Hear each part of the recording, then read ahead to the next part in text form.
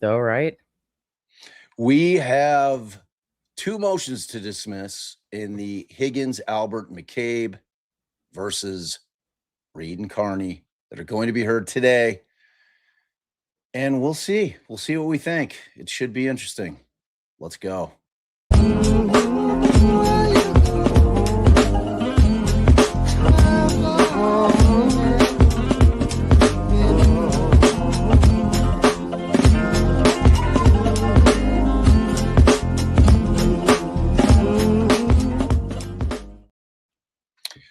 Welcome to Defense Diaries. I'm your host, Bob Mata. And as always, I'm joined by my beautiful and brilliant co-host, Allie. What's up, girl? Hey, baby, hey, y'all. Allie's barking over by you. Oh, God. So did me asking if I'm starting the music, that was said right when we went live? I think that was right before we went live, at least before you're going live. I mean, look, people that are fans of the channel, they know. I mean, if you don't know at this point, then I don't know what to tell you. Can't help you. We are a hot mess over here. That's why we have the tech wizardry right there in the bottom right-hand corner for me. Might be in the bottom left-hand corner for y'all. I don't know, but that's what it is.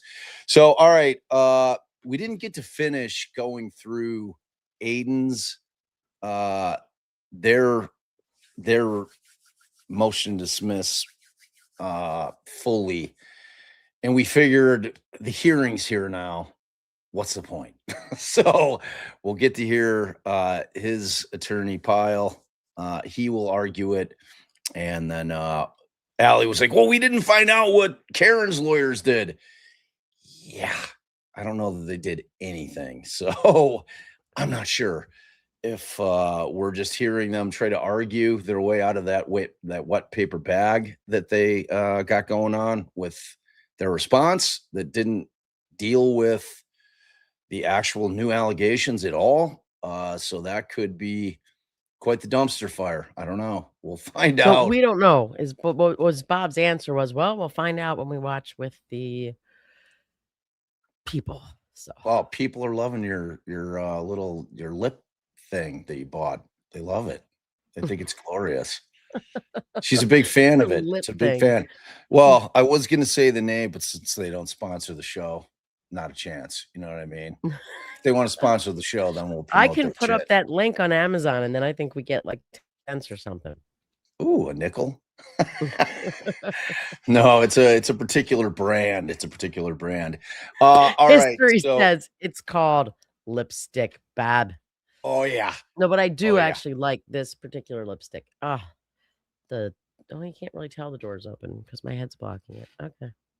Oh yeah. That means the guy's going to come back in. All right. So I heard it was a little disjointed in terms of the first 20 minutes because we're going to use LGNA had just hit me up, but it was too late in the game. I was like minutes away from going. They said that they had the whole thing. So Law Girl's not attorney. So graciously offered. She said that she had gotten the whole thing, but I had already hit up the trial channel. They had the link for the first 20 minutes, which we're going to watch. And then I'll switch it over to their coverage after that 20 minutes. No, to trial channel. They just missed the first 20 minutes. Why can't we just watch Law Girls and also tell everybody? I don't know if I got it yet. Well, she said I was like, then we can also just tell everybody that the trial channel is amazing and they have it as well. Yeah, actually, we can pretend we're playing both. People can't tell the difference. We're playing them both. You'll never know which one. All right, let me see. She sent a link here. Let me see if this works. Okay. All right. This looks pretty good. I don't know. It's a look right there. It's what it says. Emailed it to you. You have the whole thing. All right. So here's where it could get weird. Yep. Thanks. Let me see. Like there's no boost on it. So we'll see what the sound's like. I don't know. And I'll see if it works because it's not. It's in a Google Drive, so it's different. It's different than. Let's pull it up and see what the hell's. No, our basement got flooded. They're tearing all the carpet up. They're spraying the antimicrobial shit. We got to get new flooring in. It's She definitely has not been banished. If anything, it's an upgrade. No, it's not, because I'm sitting at it's true, but I am sitting at our daughter's like makeup count table on this little bench, and after a while it starts to hurt. All right, let me see what I could do here. First test will be, does the sound work? So it should. Let's see. All right, so let's see what we got. You ready to rock and roll with this thing, y'all? Just jump right into it. Hell yeah. Yeah, right. That's probably exactly. I mean, they know more than we know at this point. So yeah. All right. Yeah. I mean, they've probably all been watching coverage all day. So this is first blush for Allie and I. We have not watched 1 second of it at all. We had a busy day today. Our college child had her orientation today. So we went with her down for that, and then race back to do this with y'all. So that's where we're at. All right. So let's see what the sound's like here. Okay.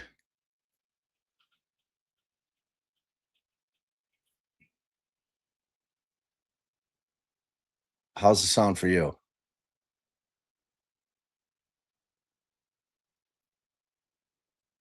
we don't hear anything. Absolutely nothing.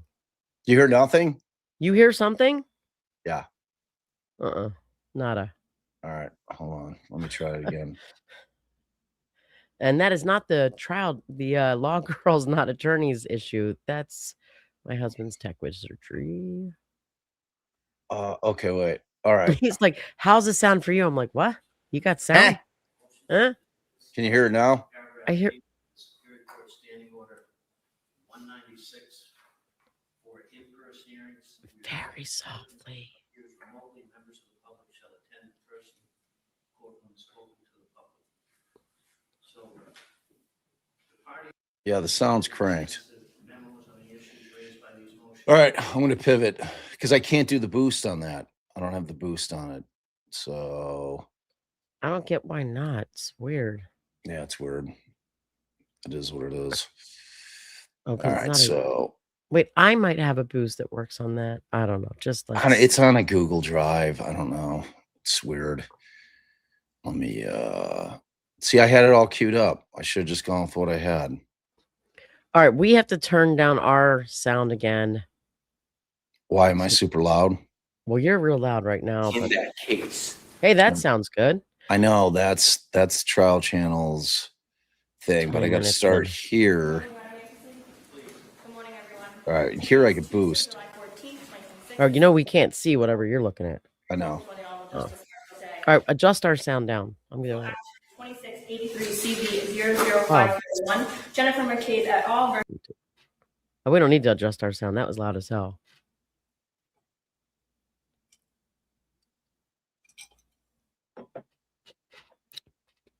But Law Girl Not Attorneys does great work. We're just not good with Google stuff. We don't know how to work Google stuff.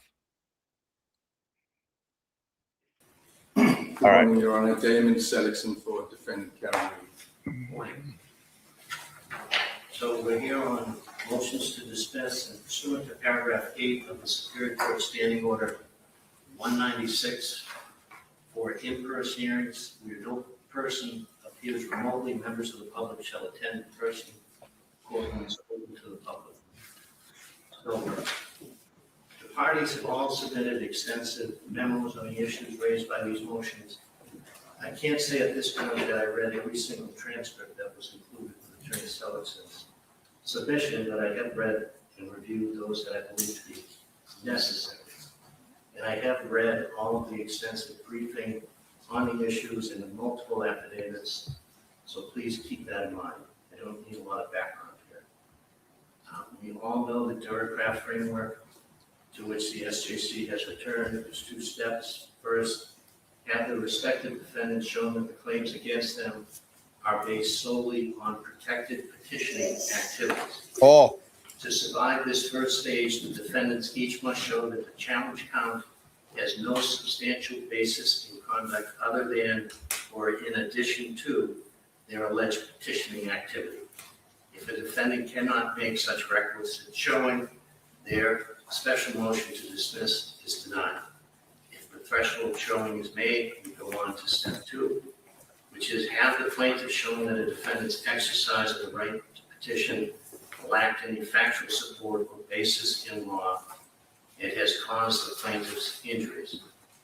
Now, on the first step, I only need to conduct a facial review of the amended complaint to identify which factual allegations serve as a basis for a particular claim.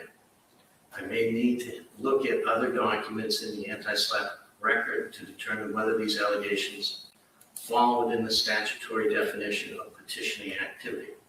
That's an objective assessment to be made based upon the documents before me without resort to judicial fact-finding. Say the standard simply so the rest of you don't have to repeat it. We all know it, we don't have to repeat it. So let me start off with a few questions. Let me start with Mr. Kearney's attorneys. Who's gonna, excuse me, let me start with the plaintiffs. Who's gonna argue on behalf of the plaintiffs? I am. Okay, tell me this, do the plaintiffs concede that Mr. Kearney's actions were reasonably likely to enlist public participation? No, we do not. So, Bullshit. have their copy of the amended complaint? Yes, Your Honor. Anyone not Yeah. have it? The judge did that in his head. What I just did. Paragraph 106. If anyone doesn't have it, the clerk has some copies. So, To paragraph 106, Your Honor. 106, yeah? Yeah, because you guys fucking pled it yourselves. It really got the public involved. If you look at paragraph 106 and paragraph 126,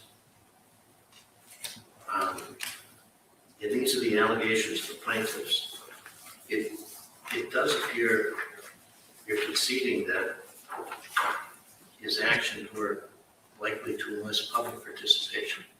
So tell me how I'm misreading those paragraphs. Your Honor, there are some defamatory statements and some conduct that he engaged in that we agree did enlist public participation in what we claim was a harassment campaign towards the plaintiffs, not participation in any matter or issue that was under review by a judicial body. But there was other conduct and other defamatory statements he made that we do not believe was likely to enlist public participation. And I can give you some examples of those. So for example, when Mr. Kearney confronted Ms. McCabe and her family at a youth lacrosse game, he did that on his own in the setting confined by a lacrosse game and shouting "cop killer" at her and in the vicinity. There was nothing about that conduct that was likely to enlist public participation in any legitimate petitioning activity. To the contrary, it was Yeah, except he then played it all in a live. I mean, are we sure that that specific thing? Because that's what I was going to say. Was he recording it? Yes. And it's also in front of the whole entire freaking community, like all of it, just sitting there at the lacrosse game. Yeah, I mean, I don't know how many people were at the lacrosse game, but all the people that watched after the fact when he played the video, I mean, he might even, like, I can't remember, but he might have been live at the time. I don't know. Yeah, But if either of those two things happened, that's hey, look, man, this judge does not understand tech. That's But what clear. he does understand is that the fucking plaintiffs literally alleged petitioning activity. Period. Point blank. The end. verbal and physical confrontation at a lacrosse game directed towards Ms. McCabe. Voicemails that he left for Brian Allen and the McCabe family, On a live. which was essentially direct communication with them in which he defamed them directly. That type of conduct, although he later published it to an audience, that type of conduct is actionable Petitioning on its activity. own and not likely to enlist public participation. He And defamed so them to themselves. these are examples I give you, Judge, as to show that there is some conduct that Mr. Kearney engaged in that was not for a viewing audience, let's say, although he may have later published it to a viewing audience. And then some conduct that is actionable that was not likely to enlist public participation. I also want to just draw a distinction, Judge, if I may, between No, it may not. You can't. certain actions described by Mr. Kearney in his memorandum, which are not an issue in this case. So for example, and I don't want to get too far afield from your question or get into general argument, but the idea that Mr. Kearney may have at times been involved in activities that were critical of the DA's office or critical of the state police or the Canton Police Department, that is separate conduct and not alleged by us to be actionable than the conduct that we claim was illegal, which was a prolonged, persistent defamation and harassment campaign directed at the plaintiffs. And there's no question that he sought to enlist his audience in that same illegal conduct. But that's only step one of the analysis. That is whether somebody summons a mob or attempts to enlist them in some sort of participatory activity. That enlistment of public participation needs to be in furtherance of some petitioning activity. And that's where, we would argue nothing he was doing was petitioning. It's not enough to say, oh, I can make false accusations against private citizens and provoke others to outrage. Yes, he did do that. But that's not what the petitioning test is. The petitioning test is whether that was done in service of any legitimate petitioning activity, which, as we say extensively, and as I'll argue later today, was not what he was doing. No, you're not arguing that shit. The judge is asking questions. A different question. Your opposition talks of Mr. Kearney acting on Ms. Reed's behalf rather than his own. And one possible reading of Cardinal, which everyone seems to cite here, could be that the anti-SLAPP statute protects those looking to advance causes in which they believe, and that the publications may be protected even if they're not intended to protect the writer's own rights. So if Cardinal does stand for that broad proposition, what do you say to Mr. Kearney's affidavit that essentially says he was advocating for a cause he believed in? So a couple of things in response. And I'll address the Cardinal case more substantively later. It is clear that what Cardinal stands for is what I think is a fairly unremarkable proposition, that a citizen who has an independent interest in a cause can engage in petitioning activity in support of that cause and invoke anti-SLAPP protections. That I think is true. What we allege, and what Mr. Kearney seems to admit, is that this wasn't something he was doing independently on his own, that he wasn't seeking to engage in petitioning activity of his own, but in league with Ms. Reed and in part for a financial motive. And so the reason that we think Cardinal is important, in addition to the fact that Cardinal involved direct petitioning activity to governmental agencies, which we don't have here, is because it suggests that part of the analysis is if somebody is petitioning for a cause, whether I can barely contain myself with this guy and his bullshit. I'm like, you're just vomiting all over the place. You don't even believe a fucking word you're saying. Like, it is just so stupid. I wish I could come up with a better word than stupid, but he is such a stupid face that I don't know what else to say. Wow. I mean, is that a legal term? Stupid face? It is right now. But it's like, I can't with this guy. He's like literally saying things that I can't believe he thinks is true. I mean, he wasn't really fighting for his own cause. I mean, it's a cause he believes in, but he was doing it for money and for Karen. Like, the judge has read everything. All right. The judge knows what he was doing. And you're just a fucking idiot. I'm sorry. All right. That was some spot on legal analysis. Let's roll. They have an independent interest in promoting that cause versus whether what they are in fact trying to do is act in service of another's interests, which is what we believe he was doing. Obviously, he was self-interested from our perspective in gaining notoriety, celebrity, and profit. And so that's why we think Cardinal's observation that the petitioners there had an independent, long-standing interest in this issue of the environmental consequences of the BP oil spill is different than what we have here. Bullshit. So who's speaking on behalf of Mr. Kearney? I am, Your Honor. So if you believe that Cardinal stands for that broad proposition, I mean, the plaintiffs point to Courtroom and Costello, I think is another case they're talking about. In the statutory language of 59H that restricts coverage to defendants who petition the government on their own behalf, correct? Yes. And On behalf of they a cause they suggest believe. that your reliance on Cardinal is misplaced. So tell me, how are Mr. Kearney's actions similar to the Cardinal activists?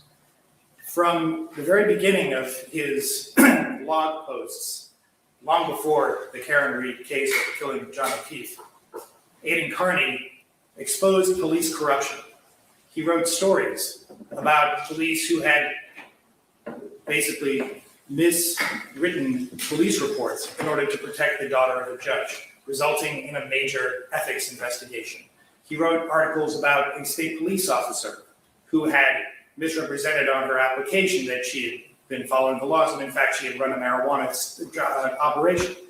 His whole message and his whole sort of body of work has been to call out police corruption and misuse of state power. This was part of that.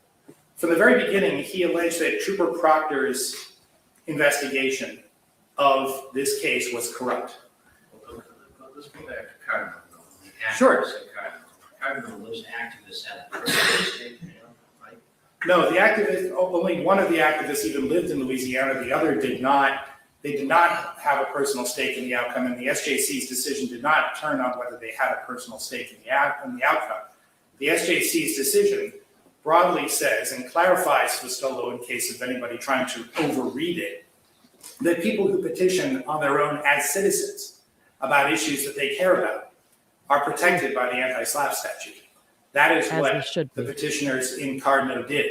They wrote an article about the Deepwater Horizon pollution scandal in the context of a pending judicial case in order to, and these are the SJC's words, increase the amount and tenor of coverage about that issue in the public sphere.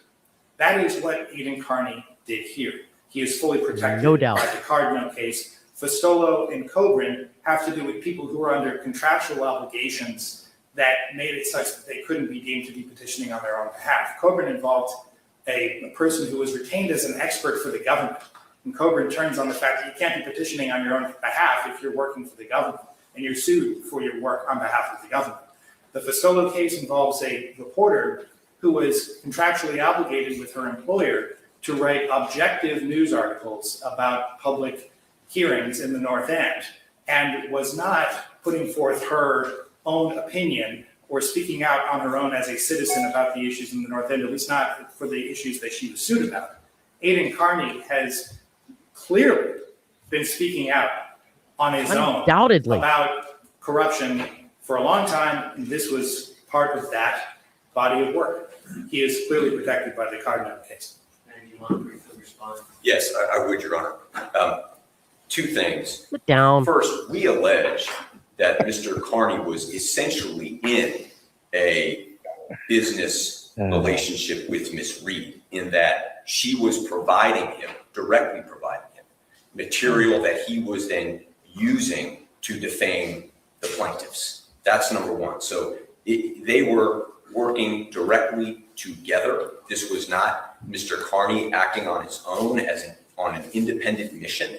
Yes, This it was was. Mr. Kearney and Ms. Reed, as we've alleged, in a conspiracy to defame the plaintiffs.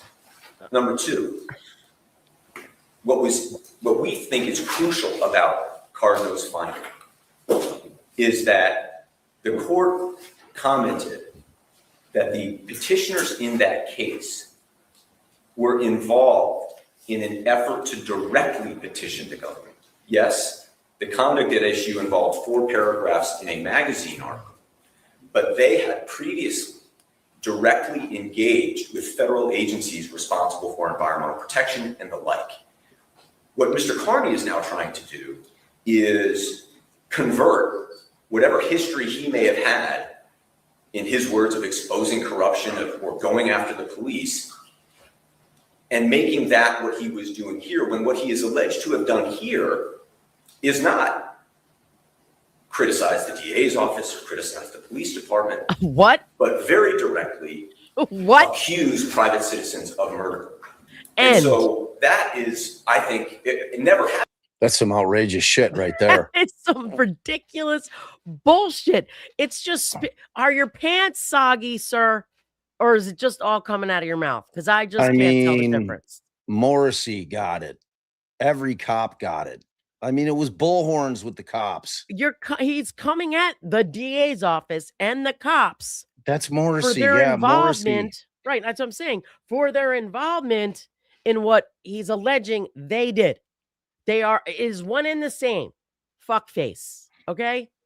I mean, Wow. like, he seems like he wants to pretend he believes it, but everyone in that courtroom can smell the fucking stench of bullshit just flowing out of his mouth.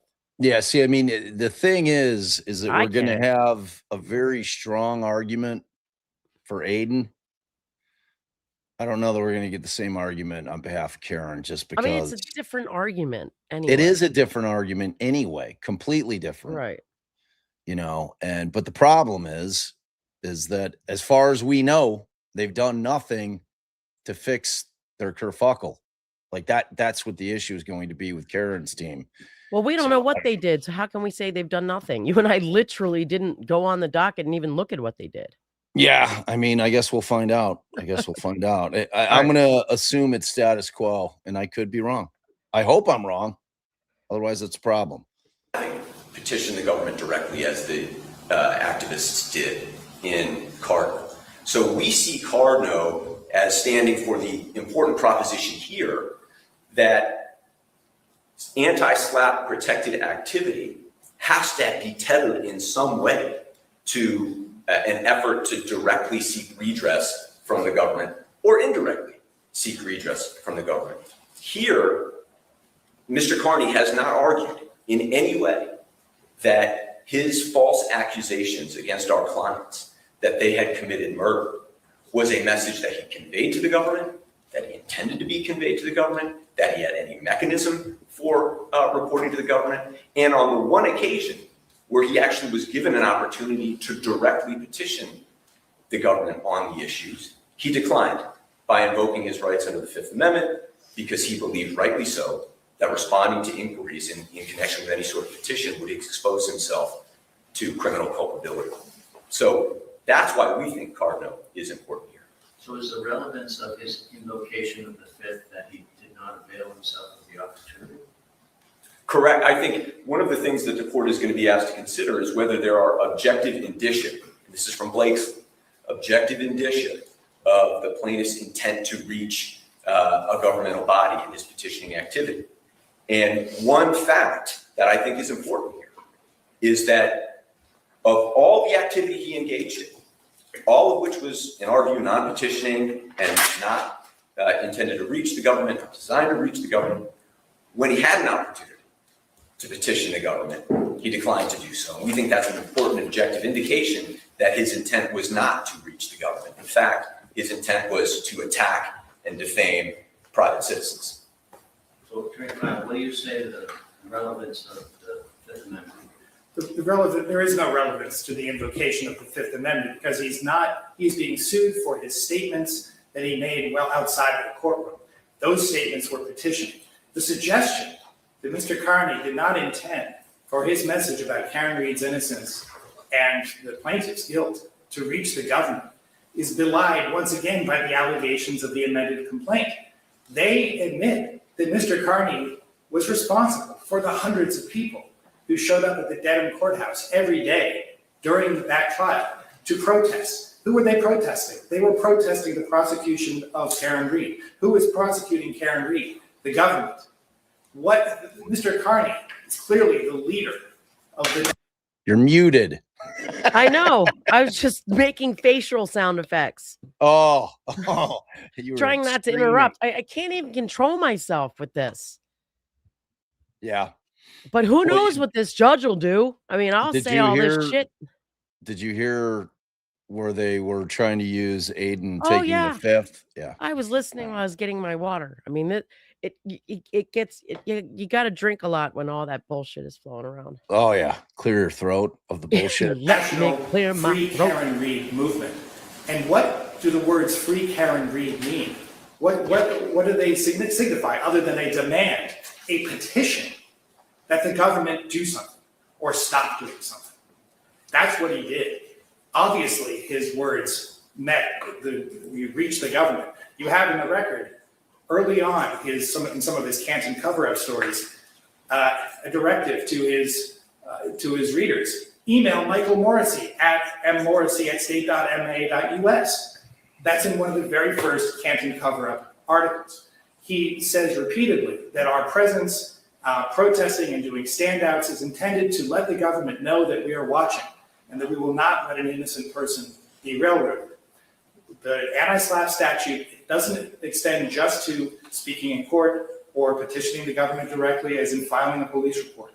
It extends, and I know Your Honor knows this, to statements that are reasonably likely to enlist public participation in an ongoing judicial case. I would submit that Aidan Kearney successfully enlisted the greatest degree of public participation in a judicial proceeding in the history of this Commonwealth. Damn. Boom. Let's talk about whether Mr. Kearney was doing it on his own behalf or for this reading.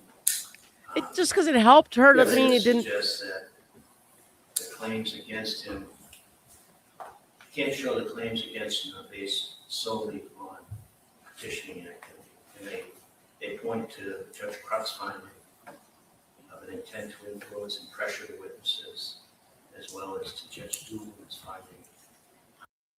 Oh wow, that's clunky.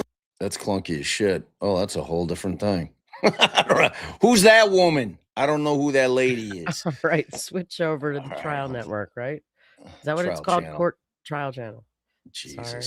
what's wrong with you? What's wrong All with me? right, what is going on? All right, let me get back here. All right, I don't see how like a unanticipated. so we might have side missed like a hair there, but not much. I don't see how like an unanticipated like side effect bonus converts your. What's wrong, buddy? Converts your petitioning activity into any less petitioning activity. Nanook, you've had your say. He doesn't like it. All right. Oh, I'm sitting here watching it like a jackass, and I'm like, why is she talking over this shit? All right. Oh my God! You gotta kick the dog out. Nanook's got to go. Send him in here with me. He's actively trying to get walked. I can tell you that right now. Okay. All right. So we're gonna start this right there. Okay. All right. All right. So now we're slipping over to the trial channel's coverage. Their sound is primo. It looks like maybe we lost a few seconds because, as we know, Pyle was speaking when Law and Crime started throwing their ads on and then cut it unceremoniously right there at the end of it. So, and now Mattie, whatever his name is now speaking. So maybe we missed a hair, but we get the gist of it. Yes. It suggests that Alleged in a conspiracy to defame the plaintiffs. Number two, what we think is crucial about Cardinal's finding is that the court commented that the petitioners in that case were involved in an effort to directly petition the government. Yes, the conduct at issue involved 4 paragraphs in a magazine article, but they had previously directly engaged with federal agencies responsible for environmental protection and the like. What Mr. Kearney is now trying to do is convert whatever history he may have had, in his words, of exposing corruption or going after the police, and making that what he was doing here, when what he is alleged to have done here is not criticize the DA's office or criticize the police department, but very directly accuse private citizens of murder. So that is, I think, never having petitioned the government directly as the activists did in Cardno. So we see Cardno as standing for the important proposition here that anti-SLAPP protected activity has to be tethered in some way to an effort to directly seek redress from the government or indirectly seek redress. What in the fuck is this guy talking about? See, here's the thing. All right. So he's plaintiff's counsel. We have I was going to say the max headroom thing, like in the beginning, was bizarre. But I don't know how he is retained. Okay. Because in civil cases, you can get retained either by a straight contingency agreement, which means, all right, we're going to be your lawyers. We're going to handle all the costs of litigation. We're not going to charge you anything. And if and when we recover, we will recover our costs and expenses, and then we'll take whatever our percentage is. Typically, if it goes to trial, sometimes it's 40%. If they're able to settle, maybe it's a third, somewhere in there. So that's contingency, right? You also have hybrids, wherein they'll say, okay, we evaluated the case. It's a little iffy. We're not super convinced that we're going to be able to prevail in it. That being said, we're going to want you to pay some up front. We'll take it partially on retainer and partially on contingency, and we'll go from there. Or the third way is that you can either do, we did hear this whole part. Okay, trial challenge telling me to fast forward a couple minutes. Okay, good, perfect. So if they're doing it strictly on, the O'Keefes have to pay me, then they pay up front. So, and we don't know how he's being paid. Whatever the case may be, whichever way he's being retained in this case, this guy has a job to do. He's not going to come in and argue that, oh, well, yes, of course, Aidan Kearney was petitioning the government. He's going to make the arguments. This is how the law works. You have a statute, you have lawyers on either side, and those lawyers are simply going to argue their interpretation in a way that benefits their clients, right? So we're going to hear Pyle obviously arguing everything this guy is saying is bullshit. Obviously, this is petitioning activity.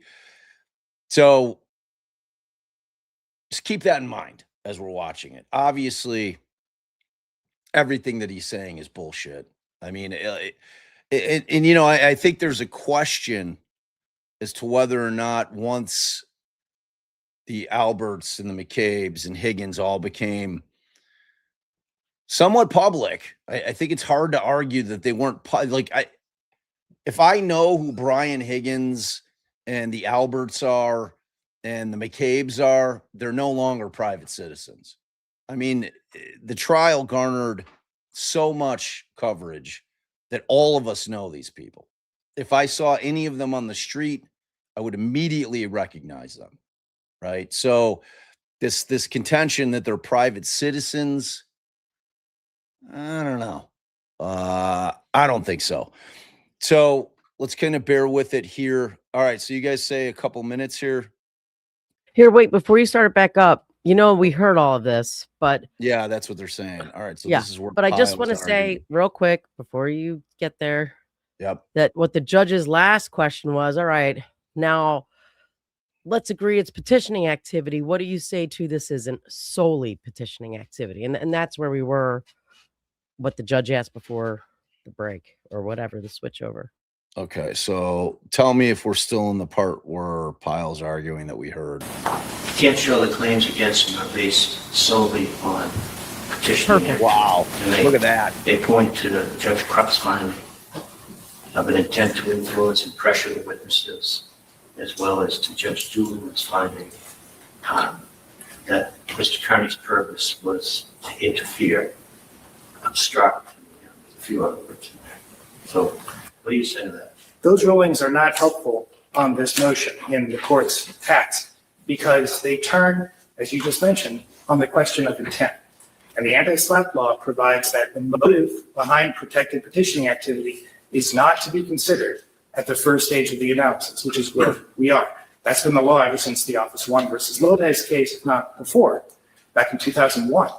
And the witness intimidation charges relate to conduct that is only partly part of this case.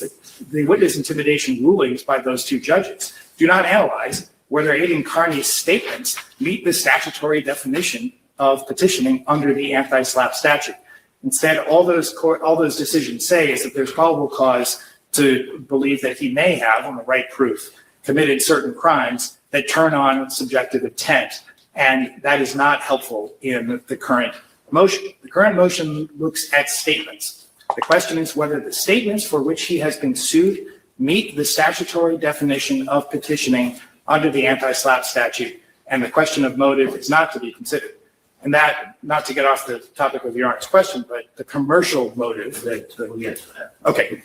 So Attorney Mattie, what tell me why Judge Doolin and Judge Cross statements are relevant? So, And it's just probable cause. Let's Your not Honor, forget that. Judge Doolin and Judge Krupp's findings that Mr. Kearney's activity was outside the protection of the First Amendment because it was activity that was intended to intimidate witnesses and harass witnesses is important because it provides you with some insight as to how other judicial officers considered whether or not that type of conduct was constitutionally protected and therefore likely to be petitioned. In fact, what Mr. Kearney has done and what Ms. Reed has done by conspiring with him is pursued an unlawful campaign of harassment and intimidation, and a tool that they used in connection with that campaign was defamation. And so this, I think, the findings of Judge Krupp and Judge Doolin really just point to a truism. And that truism is, in the history of the United States, there has never been a case that we can find in which the court ruled that one citizen may publicly accuse another of murder outside of any reporting to government and be immune from civil liability for it. There is no case, Mr. Pyle has not cited any case. It would be a radical expansion of anti-SLAPP protections for this court to find that. And that is highlighted by Judge Doolin's and Judge Krupp's conclusions that what Mr. Kearney was doing with respect to these witnesses, and again, I think it's important to separate what we've alleged in the complaint, which has to do with conduct directed towards these witnesses, versus other conduct he may have been involved in, relating to the DA or the investigation or whatever it may have been. What we've alleged is a course of conduct directed at these witnesses. What Judge Krupp and Judge Doolin analyzed was the conduct he directed at these witnesses, and they found that there was no constitutional protection for it, which is exactly what we are saying in this case, that there was no constitutional protection for his defamatory and harassing conduct. The defamation here being in service of an effort not to petition the government, but an effort to intimidate and browbeat these witnesses into changing their testimony. And we make a specific allegation in the complaint in that regard, where Mr. Kearney says, this will all stop if you flip. He's not petitioning the government to get these witnesses to flip. He's petitioning the witnesses themselves, and he's encouraging others to intimidate them in order to create that outcome for Ms. Reed. So, Attorney Pyle, along that issue, it would appear that your position is that the anti-SLAPP statute and the cases interpreting it preclude someone who's been publicly accused of murder by Mr. Kearney from prosecuting an action such as this. I'm sorry, Your Honor, I don't understand the question. Preclude. Well, put another way, how can publicly accusing someone of murder be petitioning activity? Oh, easily. It depends on the context in which the statement is made. And I will have to say regretfully that the plaintiffs have broadly overstated the law about this. They say on page 20 of their brief that the law is clear that accusation of criminal conduct is only petitioning if made to the police or other law enforcement agency. That's on page 20 of their brief. There has literally never been a Massachusetts case that has said that. They cite 4 cases in support of that assertion, but none of them say that. And, of course, reports to the police are petitioning, but that doesn't mean that reports that, a statement that the police are investigating the wrong person, who the police should be investigating, are these plaintiffs, Brian Albert, Brian Higgins, Jennifer McCabe, Colin Albert. They should be investigating them. And the fact that they didn't even consider investigating them shows that this police department is corrupt. That's been Aidan Kearney's thesis throughout this entire time. In a footnote in their brief, I know. I was going to say you could wait till a good part. I just want to say the answer to the judge's question is when you get to stage 2 and they can prove there's no factual support for it.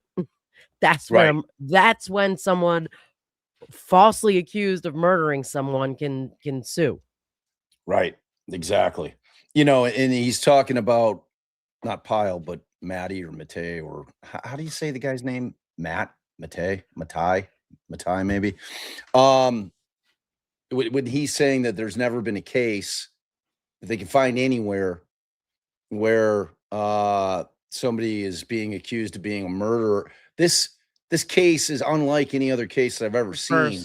Wherein 100%, like we have a situation wherein we know certain facts exist, starting with the fact that the body was found on the lawn and that house and the people inside of it was not investigated properly at all.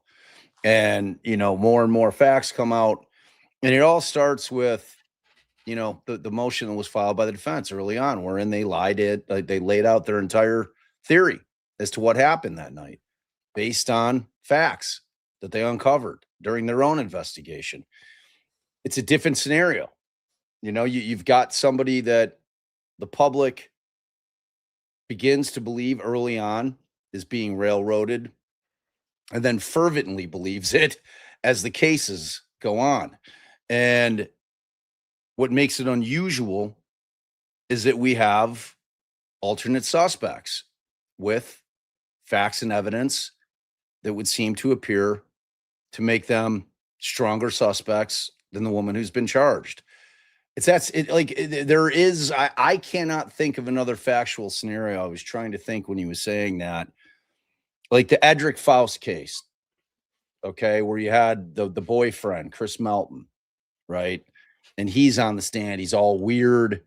They find his semen, I think, in her anus, and she was never into that kind of thing. And, had there been a movement 2 years prior where everybody's making that known and people are in there talking about, Chris Melton is the murderer, Edric Faust is not the guy, they need to be charging this guy for it, why are they charging that? There's just different circumstances with this case that don't exist anywhere else that I can remember. Like in recent vintage, that Faust case is the only thing that I can think of that's even remotely close, where you have an alternate suspect. Yeah, drainage, exactly. Wherein, that person has some pretty damning evidence against him, but you didn't have the petitioning activity that took place in this case through Aidan's coverage and creating a movement. The fact that it's called a movement really tells us all we need to know. Movements in and of themselves are petitioning activity. That phrase, the use of that phrase, a movement, is always a petitioning activity. Yeah, Richard Allen, but like the judge never let that play out. Never let it play out. Like we couldn't even hear any evidence in the trial as to the third-party culprits in that case. You know, I mean, we're aware of them, but in terms of being brought out in court, that was never done there. Should have been, it wasn't. All right, let's keep, I don't know why she pulled this exactly. Let me pull it back up. All right, let's roll. That the plaintiffs concede that generally raising awareness about police corruption is and can be protected petitioning activity, they say, but they draw this distinction. You know, accusing people of murder can't be petitioned. In this case, they are all part of the same ball of wax, because the reason that Aidan Kearney believed that Trooper Proctor and the other investigators were corrupt was because they didn't even consider investigating the people at 34th Ferry on that night in question. Instead, they decided to protect, he said, a Boston police officer and other powerful people in Canton. The corruption is bound up inextricably with the allegation that plaintiffs were responsible for this murder and not Karen Reed. The North American Exposition Company case says that in deciding whether statements are petitioning, you must look at them in the context in which they were made. The context is extremely important. And to say in the abstract that it can never be petitioning to accuse somebody of murder ignores that line of cases. You must look at the context in which this all occurred. The pending judicial proceeding against Karen Reed, Mr. Kearney's campaign to try to ensure that those charges would be dropped and the plaintiffs would be charged instead. That is the context in which these statements were made. That is a context that contributes substantially to the finding that this was all petitioning. Well, let's talk about context for a second, because many of Mr. Kearney's actions could be interpreted as seeking to make the plaintiff's lives miserable. In fact, he says He was doing that as well. where he said, somewhere I forget where I read it, that they'll never live a normal life. The plaintiff cited Judge Salinger's decision in Clay Court versus Colton for the proposition that targeting private plaintiffs for punishment is not petitioning activity. What's your response to that? It's all part of the same thing. The motive behind petitioning activity, once you establish that it constitutes petitioning activity, is irrelevant. And I would suggest, Your Honor, that it's helpful to look at these allegations on a count-by-count basis. That is what Bristol Asphalt instructs must be done. The defamation count. You all did that in your submissions. Well, I would respectfully say we did it better than they did. But on the defamation count, Your Honor mentioned earlier that reviewing the complaint is the first step in deciding what a claim is based on. That entire claim is set up at paragraph 156 in repeatedly publishing false statements asserting or reasonably understood to be asserting that the plaintiffs were responsible for the murder of O'Keefe and a cover-up of their purported role in the murder. Kearney published numerous defamatory statements. That is and then they list the harm and the fault and all sorts of other things that they say provide the foundation of the defamation claim. Absent from that is any allegation that he set out to make their lives miserable. Absent from that is any motive allegation, which isn't relevant in the Anti-SLAPP context anyway. The statements that plaintiffs were responsible for the murder were part and parcel of his petitioning about the corruption of the case and everything else. That is what the defamation count is based on. And, clearly, we say all the counts are based solely on petitioning. But plainly, they state right there in paragraph 156 that that's the foundation of the defamation complaint. So anything else about notions of motives to make their lives miserable or that kind of conduct isn't relevant to that defamation, which is the central count in this case. I do. I have several responses, if that's all right, Your Honor, in response to what Attorney Pyle was saying earlier. You asked him earlier, why would accusing a private citizen of murder be petitioning activity? And he said, oh, easily. And then he didn't cite a single case in which that has ever been found. That accusations against another citizen, not funneled to the government, not a police report, not a tip to the FBI, not using an intermediary to inform law enforcement that somebody has committed a crime, just speaking it, that another citizen has committed murder falsely, as you have to presume in construing our complaint.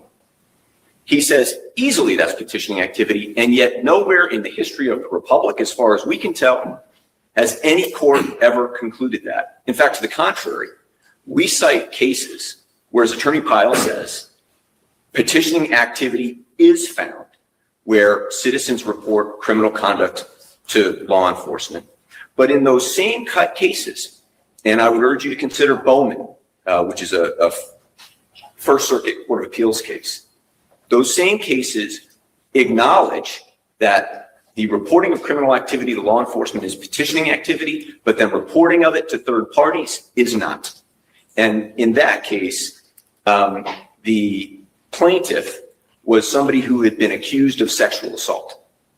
The accuser had previously made a complaint to the FBI and another governmental agency. Subsequently, she informed people with whom that individual was doing business of the same complaints.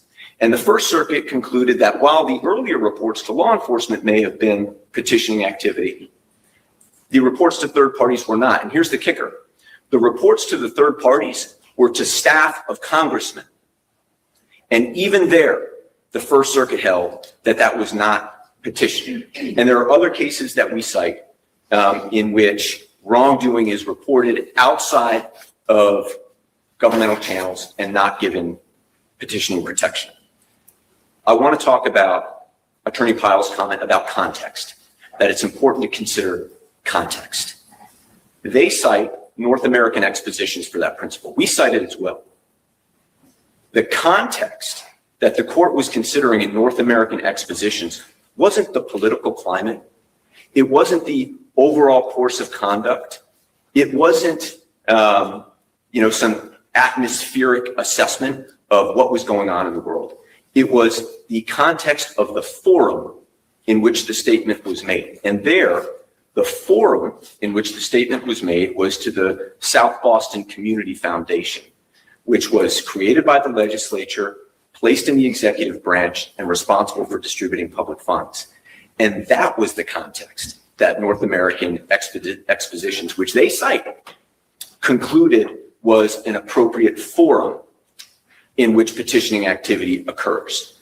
Here, what they are encouraging you to do is say, Judge, consider the gestalt of what Mr. Kearney was involved in. Consider that he was in, as a general matter, using his YouTube page and his for-profit entity to talk about issues. That's the context in which you should find that his accusations against private citizens of murder were petitioned. No, that's not what the cases say. The cases say, the North American expositions in particular says, that when considering context, it is the forum in which the statements are being made. And I think that that's a crucial distinction. I do want to say one other thing in response to Attorney Pyle. Just one? I can wait as well. I know you came out asking questions, and I don't know whether, Judge, at some point you want to, whether we should make more expansive remarks, but I'm happy also if you have something that you'd like to key in on. Okay, say what you want to I wasn't quite, now I've lost my train of thought. Oh, I think it had to do with intent and motive. It is absolutely true that the court should not consider Mr. Kearney's motive at this point. And yet, Mr. Kearney in his memorandum spends pages and pages and pages telling you that he was motivated by a sense of justice, that he was motivated to shed a spotlight on this criminal justice proceeding, that his motive was to spur others to action. None of that matters. Even if true, it doesn't matter. What matters is what he did and whether there is spurred other people to action. Intent. So his self-professed motives here, and the same with Mrs. Reed, Wait. don't matter. What matters is whether the record. Is this guy fucking kidding me? So now he's saying, hey, it doesn't matter what Aidan meant to do. So it doesn't matter if he meant to get people. We got to look at like the indicia, meaning like the evidence of what he actually did. Fucking started a movement. What? I mean, that's what you want to point to? Let's point to what he did. Started a movement. Yeah, and here's the thing. Here's the way this shakes down in this case. And you know, I'm sure Pyle's going to redirect him back to this. The point that this lawyer is making, Mattie, like I'm going to land on Mattie. I don't know if that's right or wrong. I honestly don't really care. But you know, making this point that you know, you petition the government in a criminal matter like this by going to the prosecutor or law enforcement. Well, the issue is that they're corrupt. How are you supposed to petition a corrupt entity to change what they're doing when they're trying to protect another cop? I mean, that doesn't work logically. So what you have to do is your petitioning activity is to create a movement, because pressure makes diamonds. And that's exactly what Aidan did here. It wasn't an option for them to go to law enforcement.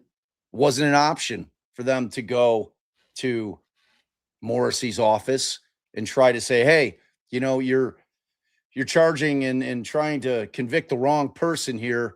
Why don't you do an investigation into the people in that house, a proper one, if you can, despite the fact that you took so long and the evidence has been destroyed. But why don't you try to do that?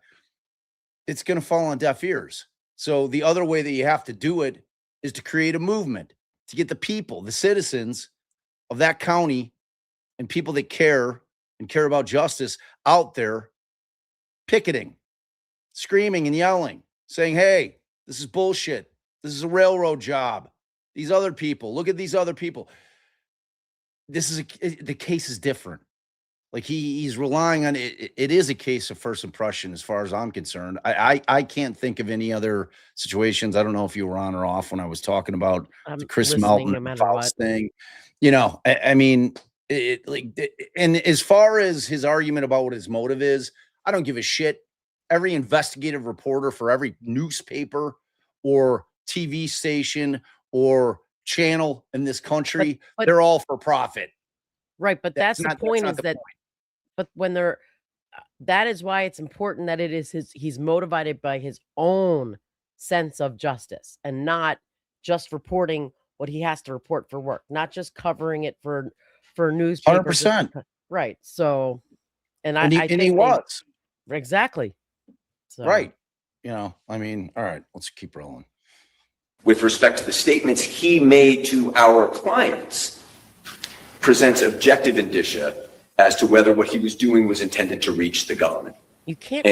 And here, what we say is that the objective indicia, the fact that he never actually reached out to the government, the fact that he declined an opportunity to do so, the fact that he encouraged his audience to use coded language to defame the plaintiffs. Coded language, meaning language that by its very nature would obscure the government from knowing what he was doing.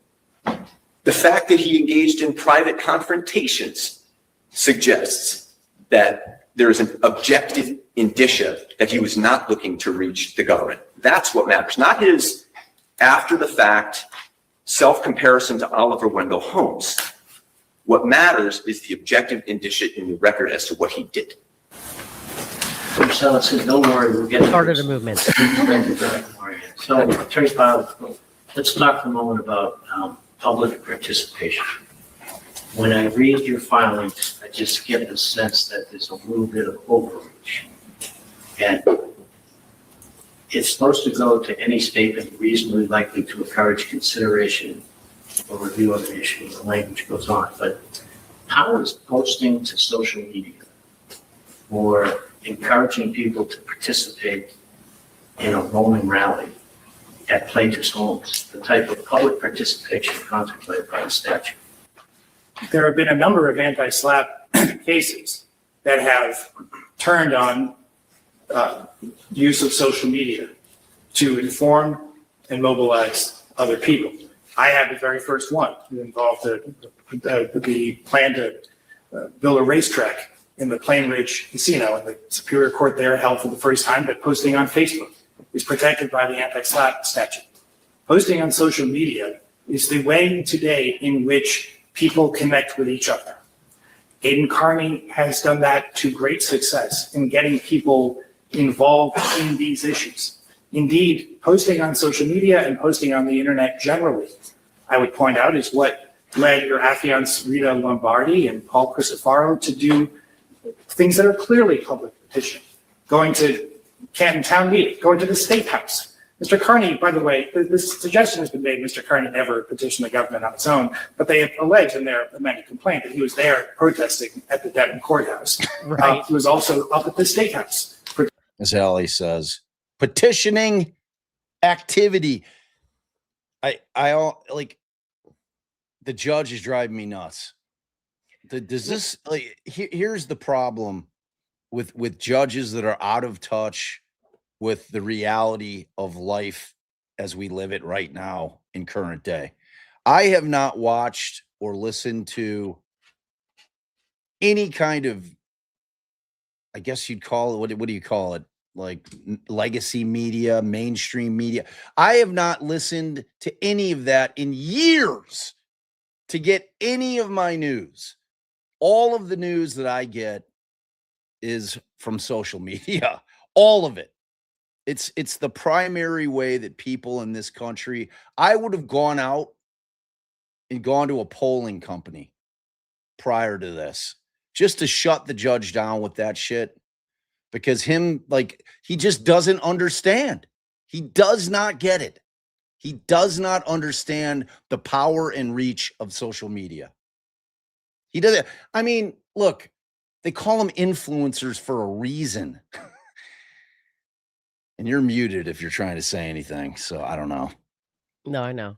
They like, a polling company would have been helpful. You go to the county. Where's this, Plymouth? And you poll. It's like so obvious, though. I mean, like you've been saying. I mean, he fucking started an entire movement. What was the result? Like, oh, that help? Come on. I mean, the better question that he's got to get to now is, how is going to their house, obviously a rolling rally at a courthouse, out of this, out of that, but he's got an answer for it, and it's coming. He's just starting with the answer to the internet. Yeah, I mean, look, everything that he was doing was either being live streamed and or was shown that night, videos of it. So either way, it matters not whether it was live stream or whether it was published later that evening. In terms of rallying the troops. That was the point of it all. I mean, again, pressure makes diamonds. Right. And when you can't go directly to the agencies that you would otherwise go to in the hopes of saying, hey, you got it wrong here. You're doing the wrong thing. Why aren't you looking at these folks? When that's not an option, this is the only option as citizens that we have. That's it. That's all there is to it. So, Testing to get the Attorney General involved in all of this. He decided that his words, his direct police report from Aidan Kearney to the Canton police wouldn't have done anything. He wasn't a witness to this murder. He reasonably determined, the facts would show, that mobilizing thousands of people to protest against this unjust prosecution would be a way, potentially, to get the charges dismissed as he believed they should have been, by putting pressure on elected officials to do so. Now, that is core encouraging people to participate in a rolling rally. The rolling rally, Your Honor, is very much participation and likely to lead to further public participation. That was a caravan of cars that started in a supermarket parking lot, went to various people's houses, didn't stay for too long, ended up with a protest in front of the Canton Police Department. That is I recognize that he's been indicted for that conduct, but nobody was. It was a peaceful protest in cars, and Mr. Kearney is vigorously fighting, of course, the criminal prosecution for witness intimidation that arises out of that rolling rally. It was also heavily promoted online such that people who weren't there could see, look, there's lots of other people who believe so strongly in this cause. They're willing to go out on a sunny day and participate in a public event. That is also reasonably likely to enlist further public participation by others in this cause. So it is part and parcel of the petitioning activity in the case, and it meets the statutory definitions. Also, he's been sued, once again, for statements accusing plaintiffs of murder, statements that were made in connection with the ongoing criminal case. There's not just one element of the anti-SLAPP definition we're relying on. We're also relying on the statements that, released during the entire time of the Karen Reed prosecution, these statements were made in connection with a pending judicial proceeding and were intended to reach the government directly or indirectly. Let me turn to a few questions relative to the Reed motions. First of all, whenever you start arguing, I don't need to have the party spending the time with 12v6 party. I can review the four corners of the complaint for. And see that those are bullshit. Complaint I determines the author of the complaint, and I'll consider your written submissions. But let me start with the plaintiffs. Would you not have responded to the issues raised in the June 23rd amended motion to dismiss, or requested from the court one more time? Your Honor, we do respond to the June 23rd motion to dismiss. It's our position that the opposition that we filed following service of both the June 18th and the June 23rd motions to dismiss address all of the issues raised in both of them. We didn't feel that we needed more time to respond. In fact, we thought that the appropriate course. But you take the position that I shouldn't consider amending the second motion. Well, we do. I mean, we think it was a violation of the rules for them to serve it out of time without permission from the court. We think that it didn't comply with 9C. We think there are a whole host of reasons why the court shouldn't consider it. But if the court were to consider it, It doesn't touch the amended opposition complaint. was served after we received service of both that and the June 18th motion apply to both. You took the time to have an affidavit submitted, which included a copy of the June 18th motion to dismiss. Yes, we did do that. I mean, I'm not sure I understand Well, then the suggestion. why did you do that if you responded to the June 23rd? Well, Your Honor, we thought it was important to bring to the court's attention what we consider to be Ms. Reed's gamesmanship with the rules of procedure. So she serves on us a motion. That's why you did it. All right. Yeah, that's why we did it. So, Attorney Seligson, apparently the original motion to dismiss that was served addressed the plaintiff's original complaint, not the first amended complaint. So does the second correct? one. The original motion addresses the complaint, which is extended No. by an amendment. Hang on.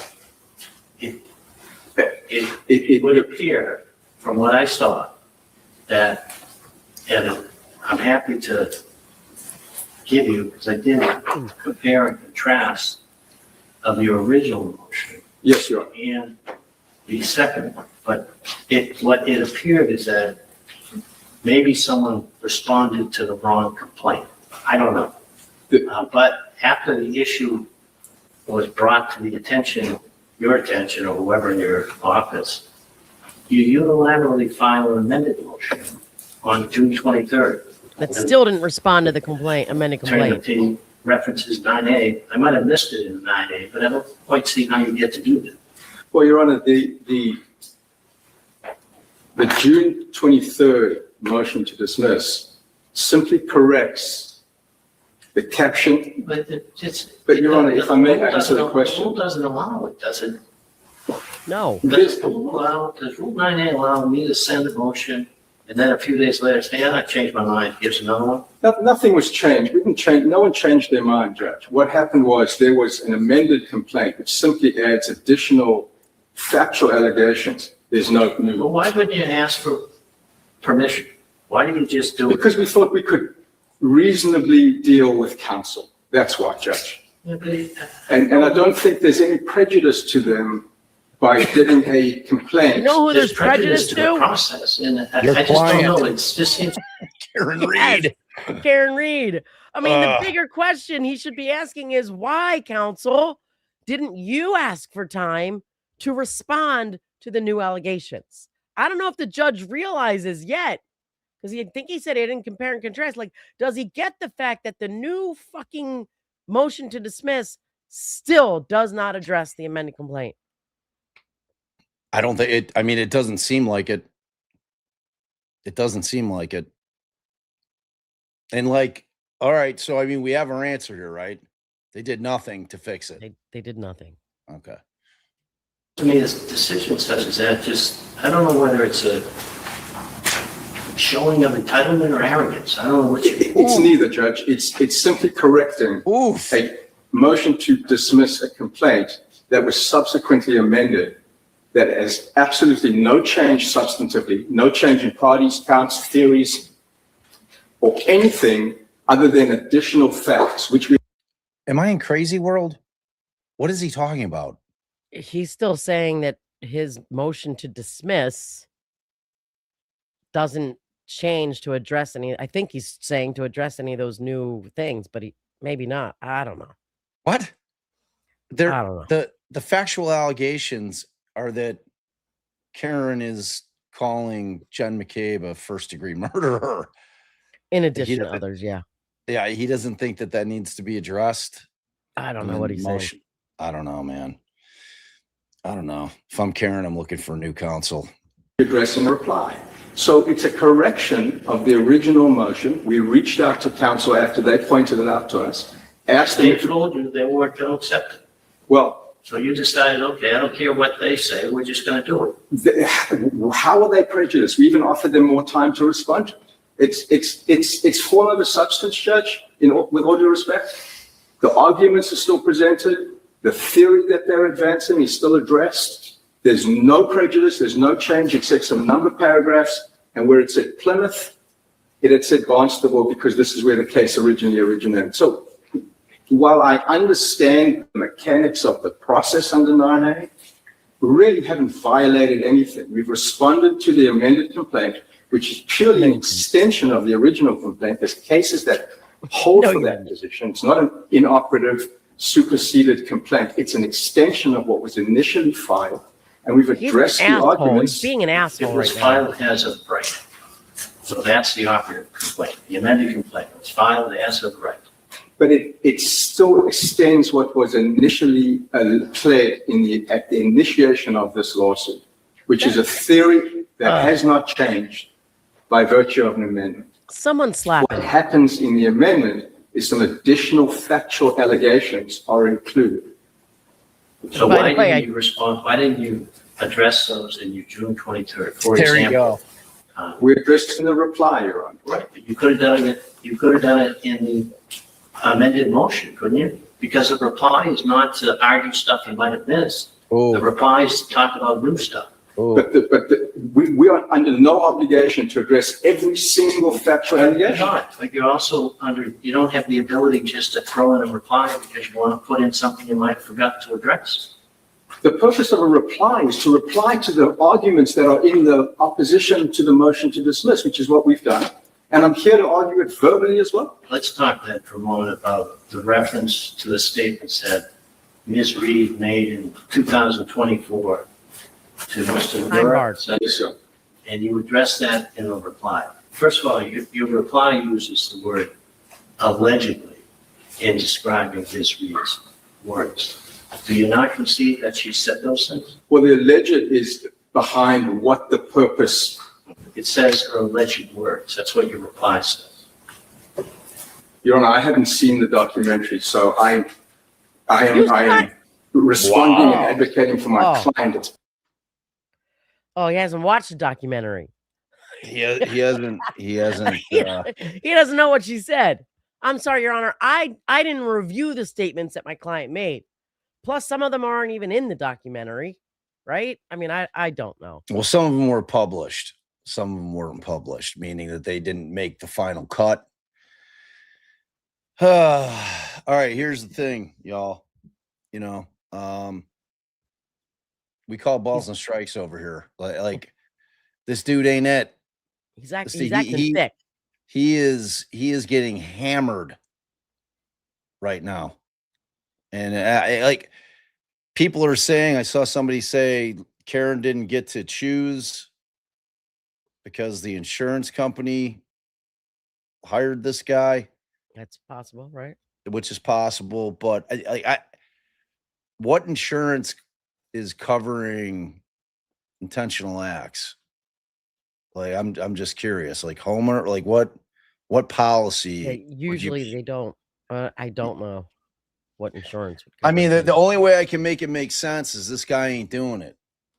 Like you guys understand what the judge is saying, right? You cannot use a reply to like he is making in particular a terrible argument.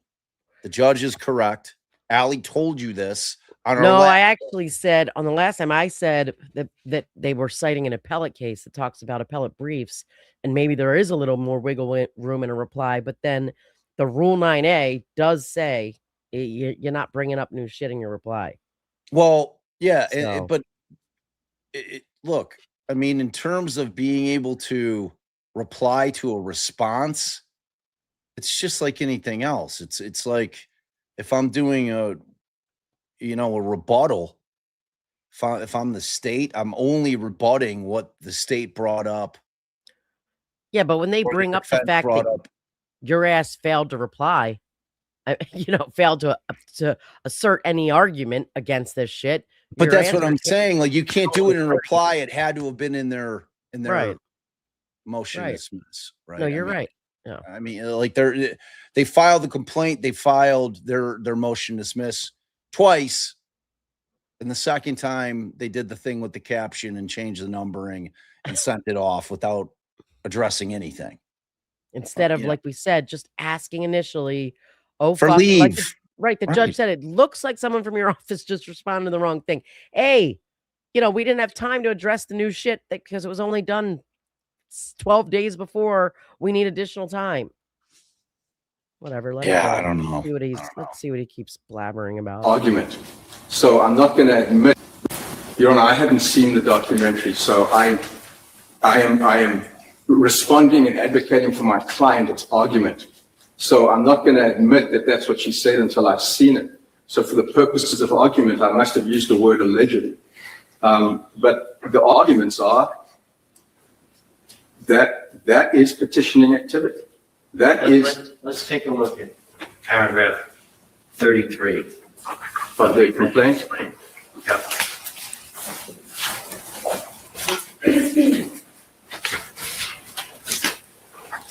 Then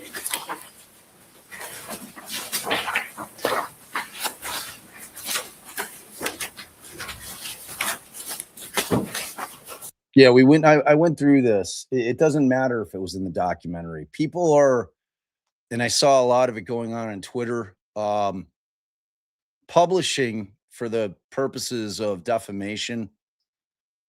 You can just tell one other person that's considered publishing. Don't confuse it where it has to be in the documentary or it has to be in the newspaper. It's different. That's not how publishing works in defamation. So don't and I know Turtleboy had said it, Aidan said it on a live that some of the shit didn't make it. That doesn't matter. It's published when you say it to a third party. I'm sorry. I'm hot. I'm cold. This is what you're getting. Oh yeah, she's all over the place. It's that age. Flashes. I'm dying in here. Paragraph 33 of the amended complaint, Your Honor. yes. No, he wants you to look at the inoperative one. And that's where the plaintiff's alleged Ms. Reed was the source of a blog post. And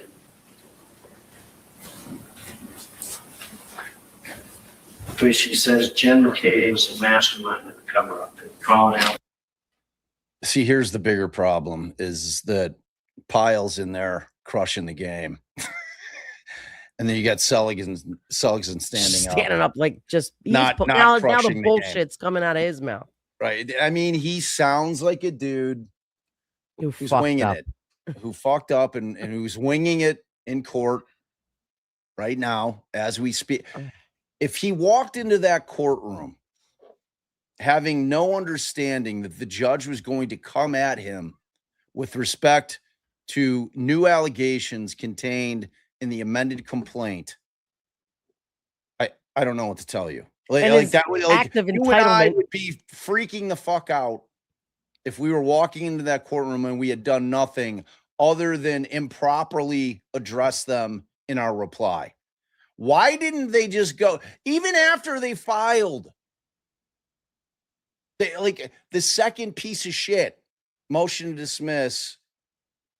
They should have still gone back as we suggested and asked for leave. Judge, we've made a terrible boo-boo. And they asked for leave in the reply. You know, worst case, alternatively, Your Honor, please consider this reply as an amended motion to dismiss and grant the plaintiff's time to respond. There you go. Any of that. Something. Anything. Not like, oh, I didn't really fuck up. I mean, I got it fucked up, but it's not a fuck up. That's what. Is Karen in court today? Like, do you guys know, was Karen there today?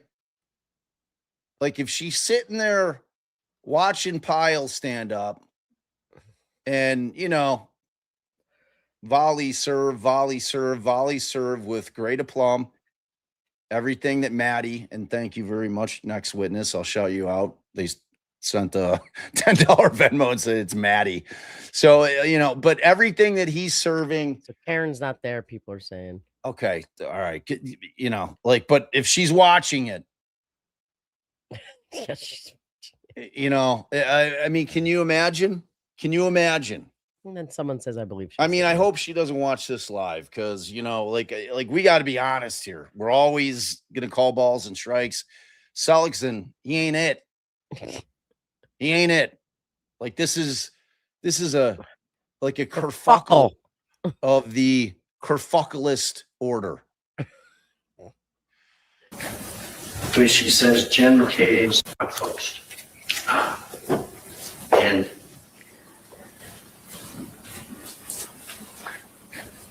where she says Jen McCabe's a mastermind of the cover-up and crawling out her head motive to kill Mr. O'Keefe. And I use that particular paragraph just as an example. My broader question is, how are Ms. Reed's statements to Mr. Kearney, not things in court filings, but her statements accusing plaintiffs of murder, petitioning activity? Well, put another way, let's somebody else or others were. That's in connection with that judicial proceeding. That's protected petitioning activity. The complaint rests solely on that type of language. It's also knowing that Mr. Kearney obviously has a wider audience is arguably to enlist participation. So at least two statements of the anti-SLAPP statute would cover those statements. From day one, she's taken the position it wasn't her. She was prosecuted twice and acquitted. Let's go back for a moment, if you could, to Ms. Reed's statements to Mr. Muir. Yes, sir. She suggests in your reply are within the scope of the anti-SLAPP statute. One of the categories being encouraging consideration and review, reasonably likely to enlist participation. So in the criminal trial, the case went to the jury on June 25th, 2024, correct? Yes. Okay. 3 days before, on June 22nd, 2024, Ms. Reed gave an interview to Mr. Muir, correct? Correct. Let's look at paragraph 97, 98 of the amendment. Pause real quick, babe.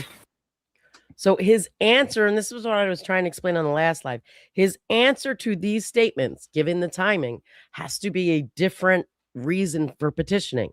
Here, it's not her own thing, right? Because it's to the jury, right? She doesn't know yet that they're going to come back as hung, right? She can't be trying to sway the jury. So that she has to say, well, those were her petitioning them to investigate the right people, to expand an investigation, to open an investigation, to expedite an investigation into the police, into the corruption, into the real perpetrators, da da da da da. So you've got different times, and this is what we talked about before. They needed to advance a new affidavit with a new reason. Why on this date how's that petitioning? What were you petitioning for? Well, that's something different. So that's one of the types of things that they can, I think I threw some others out. Yeah, But see, but here's the deal with that particular documentary. I believe that the agreement was that could not air, but they used all that shit in the second trial. Didn't Hank use all these? yeah, but my point is, when she said it without knowing there would be a second trial, she has to say the petitioning there. No, I think this interview took place after trial 1. No, he just said that it was June 23rd. She said it June 25th. The jury was, like the verdict hadn't come back yet. So that's where I'm saying From trial 1? From trial 1. What? I thought that document, whatever time period we're talking about, it was before she made the statements before, like, the jury hadn't come back yet. So even if it was trial 2, you'd have to say your petitioning activity can't be that you're still trying to get them to dismiss the charges the day the jury. I think you're incorrect. I think that interview took place. Right, Let us know in chat. Let us know in chat. Go back 2 seconds. I don't give a shit what this judge is saying. He's probably fucking it up too. I just know if was it the HBO doc we're talking about? Is that who Mira was? Was that one? So it is trial 1. So they do the interview while that trial is pending. Just And so the I'm jury's correct about on to this, right? deliberate. All right. And then so the jury goes back, thing comes back hung, and then that comes out, right? So that Right. comes out in between trial 1 and trial 2. Right. So Is that that's why I'm correct? saying yes, the reason for her petitioning activity wasn't to get them to dismiss the charges against her, to get people motivated to go in front of the courthouse. Now it's to get them to expand the investigation, open an investigation, expedite an investigation. And, I had some other ideas that I can't think of. But right now. why would she be saying that when she has no idea if she's going to be, if that's not going to air until after the trial? Again, right? because she wants the correct people investigated. But if that's not going to air, but like she theoretically, she could have been convicted in the first trial. Either way, that's my point. Either way, whether she's convicted or not convicted, she still wants the corruption, the real people investigated, the corruption investigated, the DA held accountable. That's a good argument. I'm with you. Okay.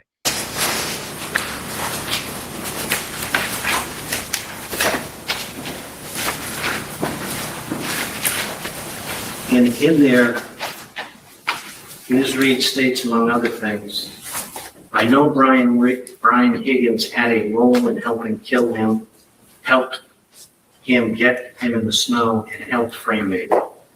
And then Mr. Mura asked Ms. Reed, you make such strong statements about, I think Colin Albert killed him. I don't know how without getting sued, because I don't even know if you're gonna.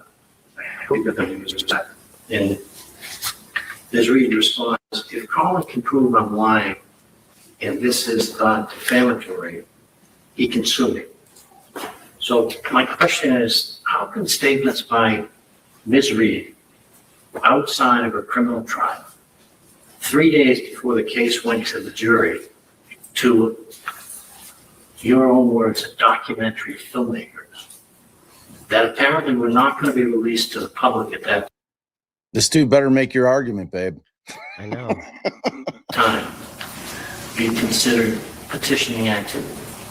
It's almost the claims and statements to the filmmaker of petitioning activity appears to presume that Ms. Reed was either seeking to influence the jury or she knew it was going to be a hung jury. How could it possibly be petitioning activity? Well, firstly, the criminal trial is still ongoing. The jury hasn't got the case yet. The jury hasn't decided. So the judicial proceeding is still ongoing. And if we actually look at what happened, there was a mistrial, which leads to... Just for Mr. Muir to release those statements? I'm sorry, Your Honor? The intent was for Mr. Muir to release those statements prior to the jury? Well, I don't know what the intent was with respect to when this documentary was going to be released. Sure as hell wasn't going to be released in 3 days, was it? Well, even if it's going to be released in the future, she ultimately is still in the process of being prosecuted. The trial hasn't ended. It's still under adjudication. It's still a proceeding. These are still statements. These are still protected petitioning speech, regardless of what Mr. Muir's intention was or when he was going to release this documentary. Oh my But God. ultimately, It's a she. there's a mistrial, and she's tried again and has the same defense. When he's sitting here and he doesn't even know the gender or sex of the reporter, man, it's not good. Yeah, and he's just making a shit argument. Just Oh like my read the God. fucking room. You should have thought about this before you walked into this fucking courtroom, dude. You should have thought about this. We thought about this. The entire fucking chat thought about this. The whole, I want to say free world, but free world paying attention to this thought about this. Why didn't you? Why weren't you prepared with a better answer? Acting like he got caught with his fucking pants down when he knew these questions were coming. This is so outrageous. That leads to an actual speech, regardless of what Mr. Muir's intention was or when he was going to release his documentary. Okay, rewound that to show you he said Mr. Because Yeah, we somebody get it. said that he said, well, somebody in chat said, Oh, she's talking about Karen, right? When he said she, he was talking about Karen, yeah, well, he Right. keeps calling Muir a mister. a mister, and it's a miss. But ultimately, there's a mistrial, and she's tried again and has the same defense, and that leads to an actual acquittal. So this is also to enlist participation. This is also in connection with the judicial proceeding that's ongoing, and therefore falls squarely into the statute's definition. No. If it's made 3 days during a pending criminal trial, made 3 days before the case is going to go to the jury, and how is it made to enlist public participation? In the future, because there's, or at the time, it's still part of a judicial. If you take aside the public participation enlistment aspect of the statute, it's still in connection with the judicial proceeding. Whether or not the documentary was published that night, that morning, or 3 weeks from then, it's still in connection with the judicial proceeding. It's still petitioning activity. The statute doesn't say when the judicial proceeding has to have concluded by. It says in connection with the judicial proceeding. Taken to its logical conclusion, it might be that she's even been, hypothetically speaking, convicted, and she can still say those things and argue it's in the anti-SLAPP statute protection because it's in connection with the judicial proceeding. So plaintiff want to respond? Yes, Your Honor, I do. What Ms. Reed's counsel has just suggested is that there is no limit. There need be no nexus between what she says and the likelihood or the plausibility that it will reach a governmental body. He just said that even post-conviction, and we actually have allegations that she made defamatory statements, both she and Mr. Kearney, post-verdict. But what they're saying is even post-verdict, because she in the past had been subject to a criminal prosecution, she is free to defame people no matter the audience. Just because she's commenting on somebody else's guilt, not her own, somebody else's guilt. Blakesley says exactly the opposite. Blakesley says that this court is required to assess if a plausible nexus exists, and in doing that, analyze the objective indicia of a party's intent to influence a government proceeding, such as the timing, audience, and content of the statement. That's exactly what you were just trying to do here. With respect to the Murr allegations, the audience of Ms. Reed's statement to Ms. Murr is not the broader public. She's saying that in a closed private room to Ms. Murr and the small production staff around her. Now, if that statement is later published, she may be on the hook for additional damages, but the defamation that she articulates to Ms. Murr is not enlisting public participation in anything. It is a private statement to Ms. Murr and her small production staff. And as you point out, I think, or I pointed out, the idea that there was a plausible nexus between that statement and something that was under review by a judicial body is so far-fetched as to be totally unreasonable. That statement wasn't going to reach any judicial body. By the way, Karen Reed, if she wanted to reach a judicial body, had every opportunity to do that. Instead, she's talking to a documentarian in private and accusing all of my plaintiffs of murder. Period. There is no nexus to any judicial proceeding. And this does get to the post-verdict statements that we allege she made and that Mr. Kearney has made up until last month.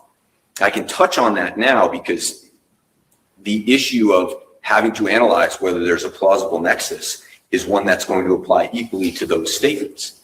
And what Ms. Reed has argued is that her statements in, I believe, 2026 to the Rotten Mango podcast, in which she again defames our client post-verdict, well, she argues, that has a plausible nexus to the O'Keefe family's civil case against me, and that by accusing these innocent people of murder, perhaps I can convince the O'Keefe family to drop their case against me. Now, the O'Keefe family isn't a governmental body. They're a private litigant. That's not petitioning activity. And Mr. Kearney equally has a lame excuse for his post-verdict statements, where he says, well, there's the statute of limitations for murder still exists. I can spout accusations of murder into the void, and there's some plausible, some governmental entity will pick that up and then prosecute these innocent people for murder. That is simply not plausible. It's not reasonable. It's an after-the-fact justification that has no support in any of the case law. Go ahead. Attorney Seligson, do you want to respond?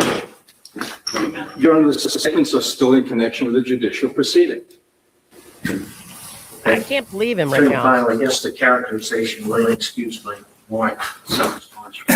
Thank you, Your Honor. And I'll note that the argument that was just made, that post-verdict statements can't be petitioning, was not connected to any element of the definition of petitioning in the anti-SLAPP statute. So I'll read one.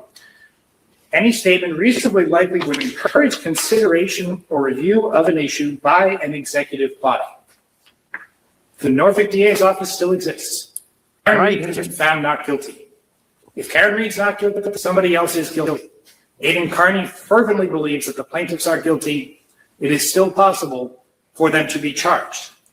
In fact, one of the allegedly defamatory statements that they identify in this case is a TV interview that he did, not one of his YouTube videos, but a stand-up TV interview right after the verdict. And Aidan Kearney said, I would hope now that Karen Reed has been found not guilty, we can all unite and demand that the Alberts and the McCabes be charged with the killing of John O'Keefe because they're the ones who did it. That is a demand on the government to bring charges. It is a statement also that is reasonably likely to bring about further public participation to demand that charges now be brought against the real killers. That is petitioning. Attorney Seligson. Yeah, get up and say, I mean what he said. I meant what he said. Yeah. Your Honor, what I'd like to add is, without he said. regurgitating what we've already said about stage one of the Bristol asphalt framework, the sole crux of the complaint, the amended complaint, this lawsuit against my client is solely based on statements that are petitioning activity protected and immunizing her under the Anti-SLAPP statute. The second prong of the framework requires the burden to shift back to the plaintiffs to show that the statements are devoid of any factual support or any This legal guy. evidence. We have put forward enough evidence. Today, Junior. I mean, to bring awareness to the public corruption, to have the right people investigated, to, like, what is happening here? It's like he still didn't read the amended complaint. That's almost what it seems like. Well, and any case law, he hasn't cited a case. He cannot cite the anti-SLAPP statute, what it calls for. It's not a prong; it's a stage. He's like, And Pyle is prepared. right. Seligson is not. And, I mean, it's like, that's the problem when you have two defendants, different lawyers, one comes in prepared, the other isn't. But why It can't he becomes say, incredibly evident. You know what I mean? Like, why can't he say what? Like, why can't he be like, Your Honor, all the arguments he just made apply to my client as well? That guy. Everything that guy said, I'm with it. As to the statements made right before, just as to that window of statements, buddy, you needed a different reason, a different petitioning activity, what you were seeking to happen from the activity. Right. When, as to those statements 3 days before the jury got the fucking, I mean, he might have some kind of point here with what he's saying about, well, if she would have been convicted, then she would have still needed people like motivated. But if not, he's arguing a different everything point. he said. Yeah. Right. But he's more arguing that it's still connected to a judicial proceeding. Like he's mixing up and petitioning activity. No, I'm just saying, and he could have said, and also everything he said. Yeah, it's not good. It's not good. Like he wasn't ready for this hearing, and there's no explanation for it. None. Like this thing. Why no one helped him?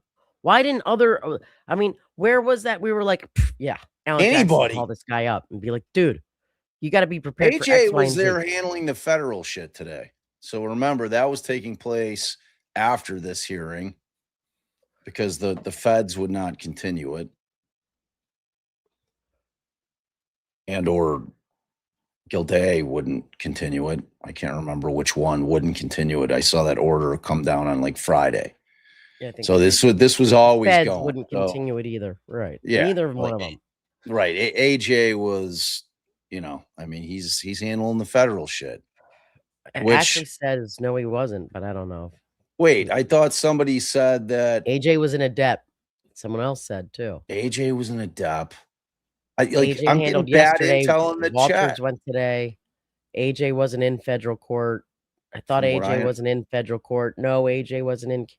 Okay, so I'm going with the chat. Well, I got that from the chat. Well, you got it from one person who said it wrong. All right, thank you, everyone. I'll read it. It was actually a Venmo. When I shout it out, I'll read it. You referenced the affidavit and the transcript attached to my declaration affidavit. That's in there, and they cite it to in our brief. But the facts that establish that stage 2 of the framework Most importantly, my client was acquitted of the prosecution's charge that she was responsible for John O'Keefe. The case of Faber versus Walton, the holding was judgment in favor of a party to litigation is conclusive evidence that petitioning activity was not devoid of any reasonable factual or arguable basis in law. She submitted an affidavit that she did not strike Mr. O'Keefe with her vehicle. What's the nexus between the finding of the Norfolk Superior Court in a criminal case against one defendant to claims against these plaintiffs? Because That's stage her 2. petitioning speech has to be supported by facts. They have to disprove that there are facts to support her petitioning speech. So that fact is highly relevant. She didn't strike To Mr. stage O'Keefe 2. with her vehicle. The chief medical examiner, Dr. Irini Scordi-Bello, testified that Mr. O'Keefe's injuries were not consistent with a vehicle strike, but they were consistent with a physical altercation. Mr. O'Keefe did not show signs of a physical altercation before Ms. Reed dropped him off at 34 Fairview Road in Canton. They did not have an at that altercation stage, buddy. at the Albert's house. He suffered a wound on the back of his head, which was consistent with falling on a ridge surface. Present in the basement garage at 34 Fairview Road. Mr. O'Keefe had wounds on his arm, consistent with a dog bite. There was a German Shepherd in the home with a history of aggression. It's stage That's also 2. testimony from the trial. Mr. O'Keefe's phone was at some point inside the Albert's home. That's testimony from Mr. Ian Whiffen. Ms. McCabe used her phone at 2:27 a.m. on January 29th to type in how long it takes for a person to die in the cold. That's the testimony of Richard Green from the trial. In the early morning hours of January 29th, 2022, Mr. O'Keefe's body was not present where it was later found. That's the testimony of the cloud driver, Lucky Lawford. Stage And then there's 2. a testimony from Dr. La Posada, the former chief medical examiner for Rhode Island and a professor at Brown University, who opined that Mr. O'Keefe died from a massive skull fracture that was inconsistent with a vehicle strike. Those are the facts. All right. Explain to the people why you keep yelling stage 2, because obviously you're correct, per usual. I mean, because first you establish its petitioning activity, then the question becomes, is there a factual basis for what you said? So he's talking about all the facts that support why she said the words, but he needs to establish right now that when she fucking said the words, she was engaged in petitioning activity.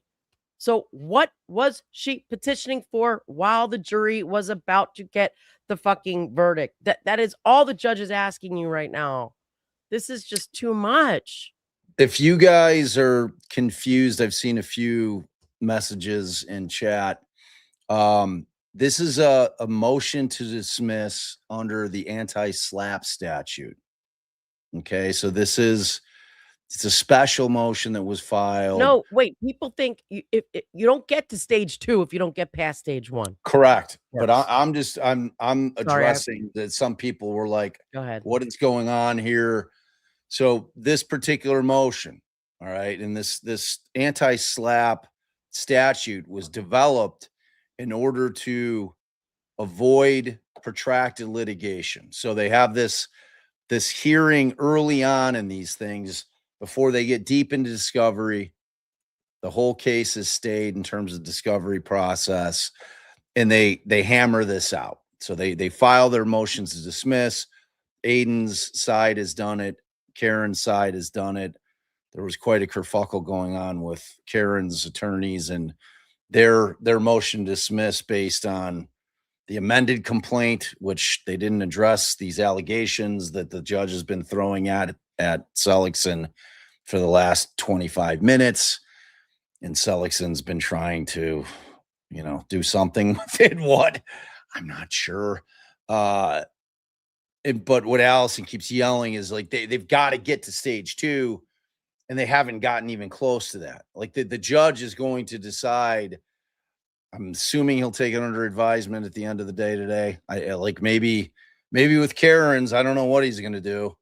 Like he might say, well, like there's like you didn't even address these things in your motion to dismiss. You did it improperly in a reply. Like as far as I'm concerned, your motion's dismissed. And the end result of it, obviously, if say for instance Aidan wins, which I think that there's a pretty reasonably decent chance that he prevails in this, the case is over as to Aidan, and Aidan gets attorney's fees. It goes away. I just want to make clear. So if Karen doesn't meet her burden on stage 1, we never get to stage 2. Right. If Karen establishes its petitioning activity, then at stage 2, the burden flips over to the plaintiffs, okay, the people suing her, to establish there was no factual basis for her to say the words that she spoke.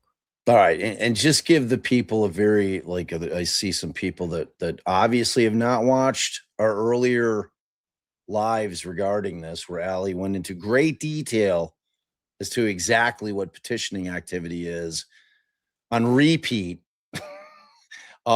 Just give a brief summary of what petitioning activity is.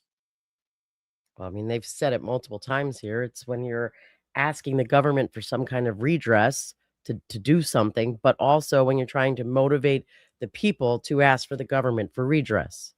Right. And the government can be the legislature, Can be or the police, judicial can be the branch. courts, can be, Right. yeah. So again, that's why I'm saying she has to change what redress she was seeking as to the statements made in the moments before, while the jury's about to get the case, or at least add additional. I don't think, in my opinion, you need multiple theories on what type of redress you were asking for to cover all of her statements. I don't think the resting on it's tied to a judicial proceeding, solves the question for every statement. I think it is a combination of things. And because they only responded to the first complaint, they relied on what mattered as to their bullshit complaint that they filed the first time. They had nothing in it, So yeah, the answer was it was all tied to a judicial proceeding to get them to stop charging her, to get them to dismiss the charges or reduce the charges, or, whatever. It's tied to a judicial proceeding. But the amended complaint raised a bunch of other stuff, including, as the judge pointed out, statements made to Muir right before the jury was getting the case that wasn't about to be aired, before she knew whether she was going to be convicted or not. And that's why, I put up the comments that people were making.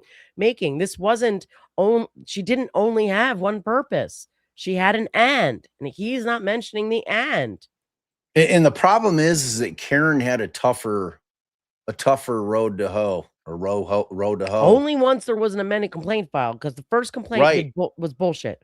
Silent, right? So as soon as that was filed, she had a much higher hill to climb in terms of what Aidan's purpose was and how evident only it her. was. Right, but only her own statements, I think, at that time. Well, that's what I mean. I'm right. only talking about her own statements. But what I'm saying in comparison to Aidan's argument as to petitioning activity, right, it's very clear. Exactly. Everything that he was doing was very clear.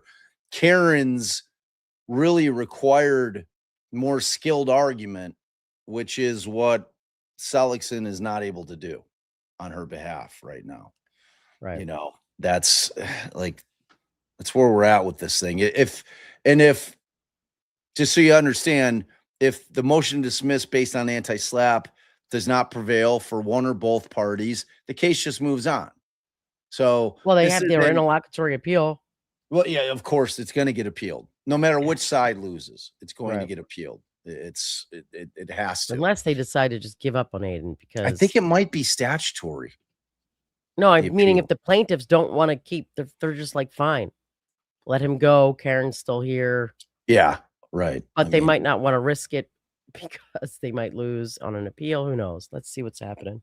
I mean, the other thing is that, you know, if say, for instance, this is just theoretical. Say, for instance, Karen won on this. Does that satisfy what they're attempting to do with this case? Wait, does You that know what? satisfy? Like, if Karen wins on the motion to dismiss and the case goes away, Right. her proclaimed motive in this case for filing a countersuit, right, was to prove that the people in that house committed the crime. So if she won on a motion to dismiss and the case goes away, how does that ever happen? I mean, she can keep her counterclaim if she wanted to. I wouldn't. I'd just say goodbye and move on with my life. But yeah, I mean, and I'd suggest that my client do it. Like, I think you've made a big enough statement here. I think this, like, you know, this really proves your point, even though it doesn't exactly prove the point. But who knows what they would want to do? yeah, It's just a lot of money and like emotion to keep going if you don't have to. But yeah. Well, especially with the threat of losing on the other end. You know, I mean, you never know what a jury's going to do. And this is a preponderance of the evidence. That's the burden that has to be met in a civil case. It's not beyond a reasonable doubt. Like, people just need to drill that into their heads. We are no longer in criminal court. We are in civil court. So as long as everybody has an understanding, it's a much lower burden. Preponderance of the evidence is a much, much lower burden than beyond a reasonable doubt. And that's all that has to be met here in order to find liability. So, you know, I mean, it's this comment here, there's no way. No attorney's going in there and putting their license on the line, throwing some shit. Like, you just don't file it, you know. But at the end of the day, attorneys have to cover their asses for, you know, the purposes of not being sued for malpractice down the road if you shit the bed. right. And Bob's just saying, like, even if Karen wanted to throw it, no lawyer's getting on board with that. No, Like, I'll fucking throw it. yeah, I'm gonna throw it and expose myself to get my ass sued down the road if shit goes And awry. to look like a total fool. Right.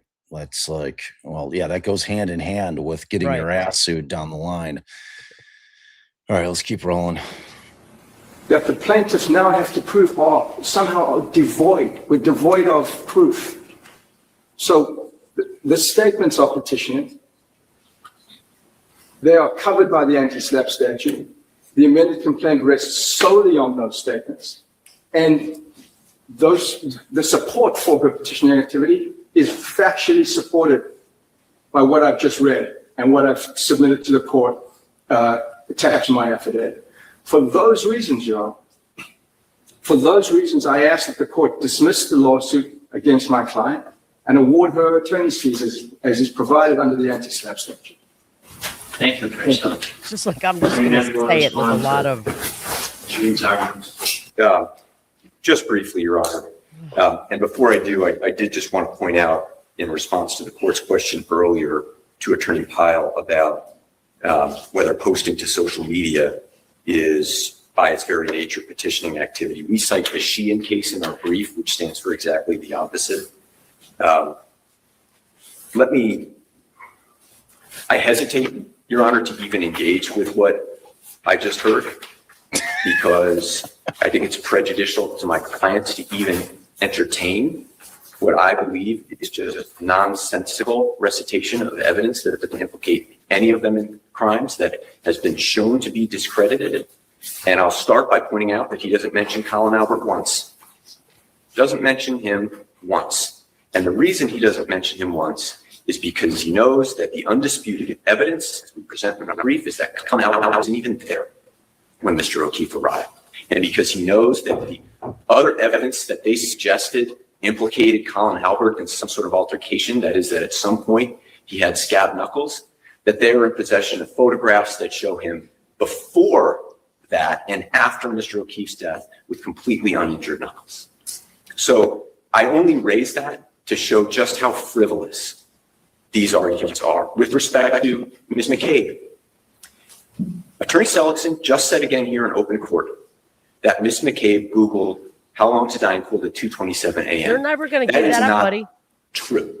You That can't was prove it. established to be definitively not true in the second trial. Ms. No, Reed it did not allege No, it it in the wasn't. second trial. She didn't even call the discredited expert You a damn who lie. Mr. Seligson just cited. It's contrary.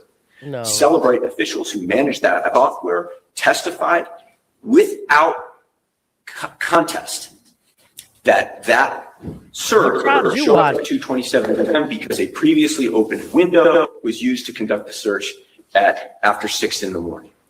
And that was a feature of the software and no evidence at all that the search happened at that time. And Maybe. obviously it's absurd to even suggest it because then there are two searches, I believe it's 623 and 624, that are miskeyed in exactly the same way as the prior search. It's just nonsense. And I think that the important thing is, as you point out, the fact that a jury was not able to reach a verdict as to the fact that a jury concluded that there was not sufficient evidence beyond a reasonable doubt to convict Ms. Reed of these crimes is not affirmative evidence that anybody else committed them, much less witnesses who have never been targets, never been subjects, testified in open court multiple times. It's just offensive to hear that type of argument here. Now, I don't think you're ever going to get to that stage of the analysis because I think, as we've shown, none of the allegations you've made against Ms. Reed or Mr. Kearney in petitioning activity have shown it. I'm sorry? None of them? None of them. I mean, I think there is, as Mr. Pyle has suggested, Mr. Kearney separately, now I'm not acknowledging that this was petitioning or not, but Mr. Kearney has engaged in criticism of the Norfolk DA's office, the police department, and the police. None of that is at issue in this case. And yes, Your Honor, none of his accusations of our clients that they committed murder was petitioning activity. Not a single one. Not a single one. And there is no case to suggest that that sort of accusation against a private citizen, untethered to any effort to report to the government, is petitioning. None. And so the question I think that this case presents is whether or not this court is going to radically expand anti-SLAPP protections to include what historically has been considered defamation per se, and shut the courthouse doors to people like my clients who've come here seeking and invoking the court's protection to press their claims, or whether they will have no civil recourse, not just them, but any resident of Massachusetts who is falsely accused of a crime by another citizen untethered to any petitioning activity, whether they will have civil remedies or not.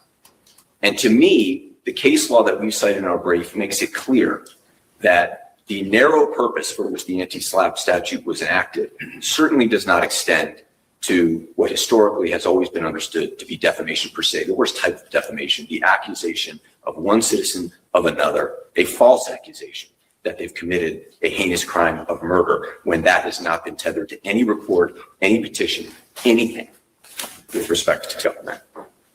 Thank you, Attorney Seligson. Anything else? No, Your Honor, I stand by my. Very high. Yes, Your Honor. The suggestion is repeatedly made that accusations of murder against private people are not protected by the anti-SLAPP law. That's not the law. And Mr. Mattie just said that those statements can't be protected by the, quote, very narrow purposes for which the anti-SLAPP statute was enacted. The Supreme Judicial Court in the Duracraft case noted that the language of the anti-SLAPP statute is, in fact, very broad. It broadly protects petitioning activity, yes, even when it results in the dismissal of an otherwise meritorious defamation claim. It has long been the law, at least since McDonald versus Payton, which we've cited in our brief, that anti-SLAPP applies to defamation claims. It doesn't matter if it's defamation per se, which is one of the old common law characterizations of defamation, the commission of a crime, loathsome disease, or whether it's defamation per quad. It applies to defamation cases. These plaintiffs' defamation claim is based solely on Mr. Kearney's accusations that they committed murder, and those accusations were inextricably bound up in his protests against the prosecution of Karen Read and the failure of the government to investigate the plaintiffs.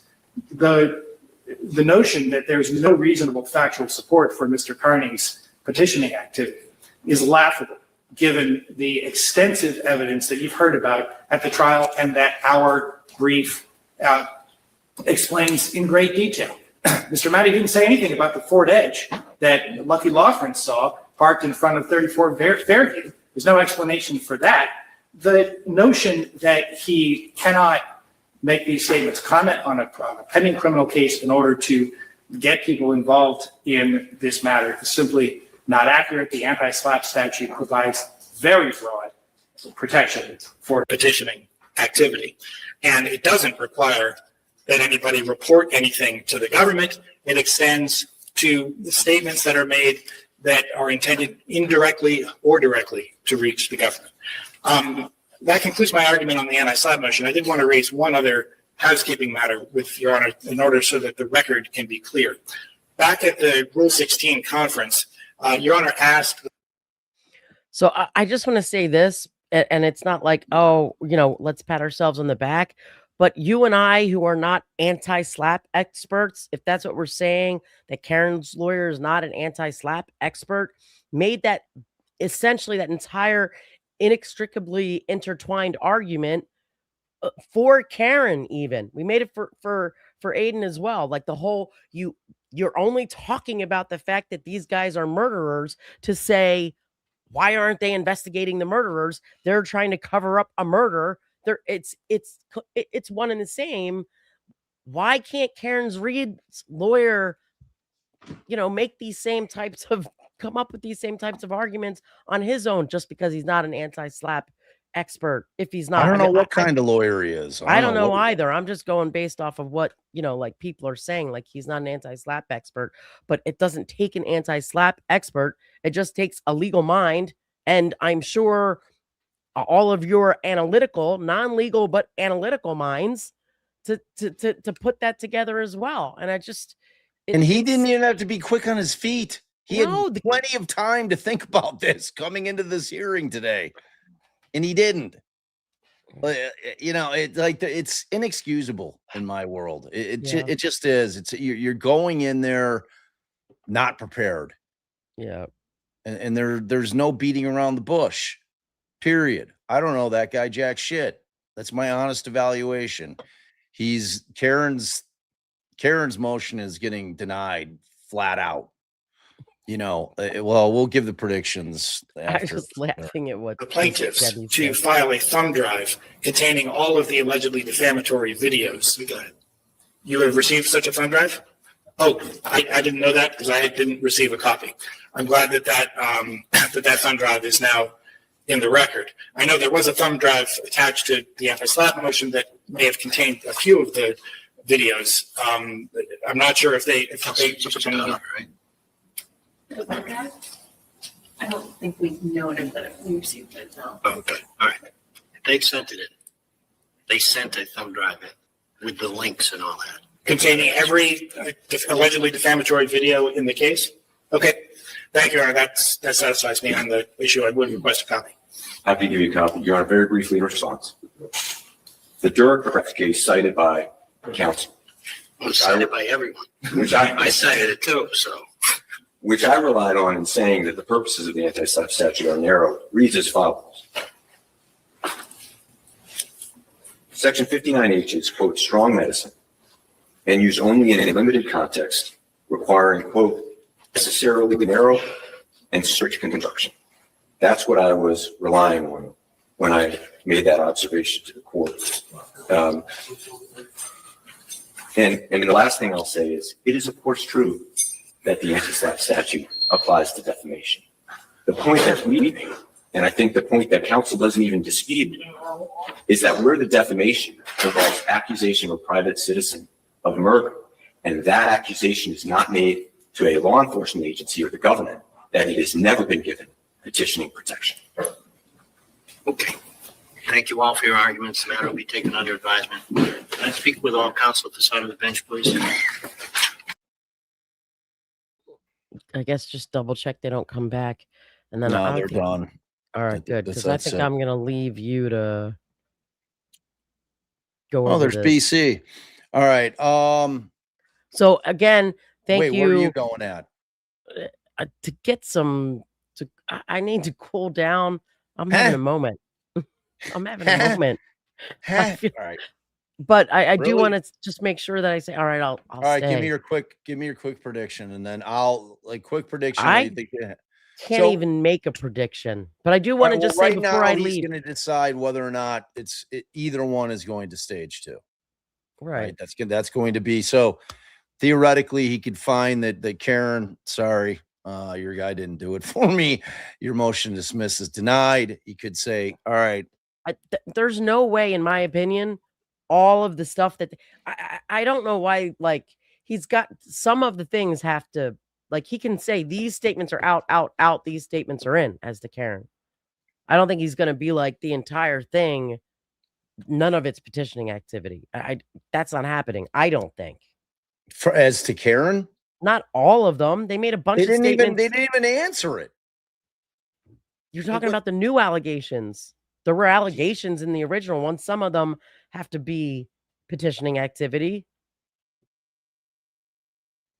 Yeah, but like, is he going to be through this motion to dismiss? Will he be able to cherry pick things that he's? Yes, absolutely.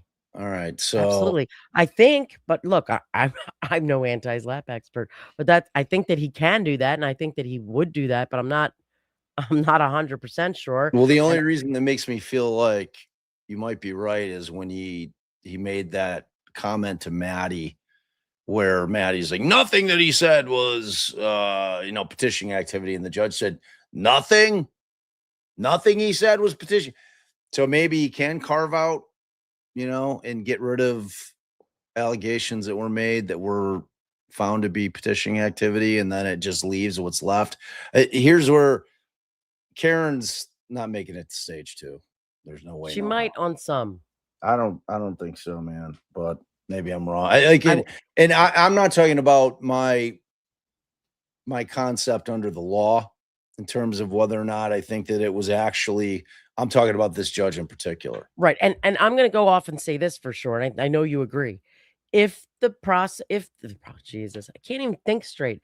If Karen's lawyers had made there are arguments that could have and should have been made that would have made every one of her statements petitioning activity, in my humble opinion. Yeah, but the judge ain't right, but the judge ain't feeling it. Like, but maybe he would have if she would have made them. But maybe the appellate court does. Because that's she the didn't next step. make them. She has to make them in order for the appellate court to say they're there. And then he's like, I'm here to argue them orally. And he didn't argue them. He argued the same reason. And the problem for him is going to be the fact that he only addresses them in the reply, in the record. Oh, yeah, right. I haven't read the reply, right? Yeah, I mean, but like maybe the judge gives them time to respond. It's de novo for the appellate court. So, and as far as Aidan, I mean, if he's following the law, the judge, it should make it to stage 2. All of it, in my opinion. He's got to have issue with some, but yeah, I mean, it sounds like he might take issue with the rolling rally. But I think he's wrong. I do too.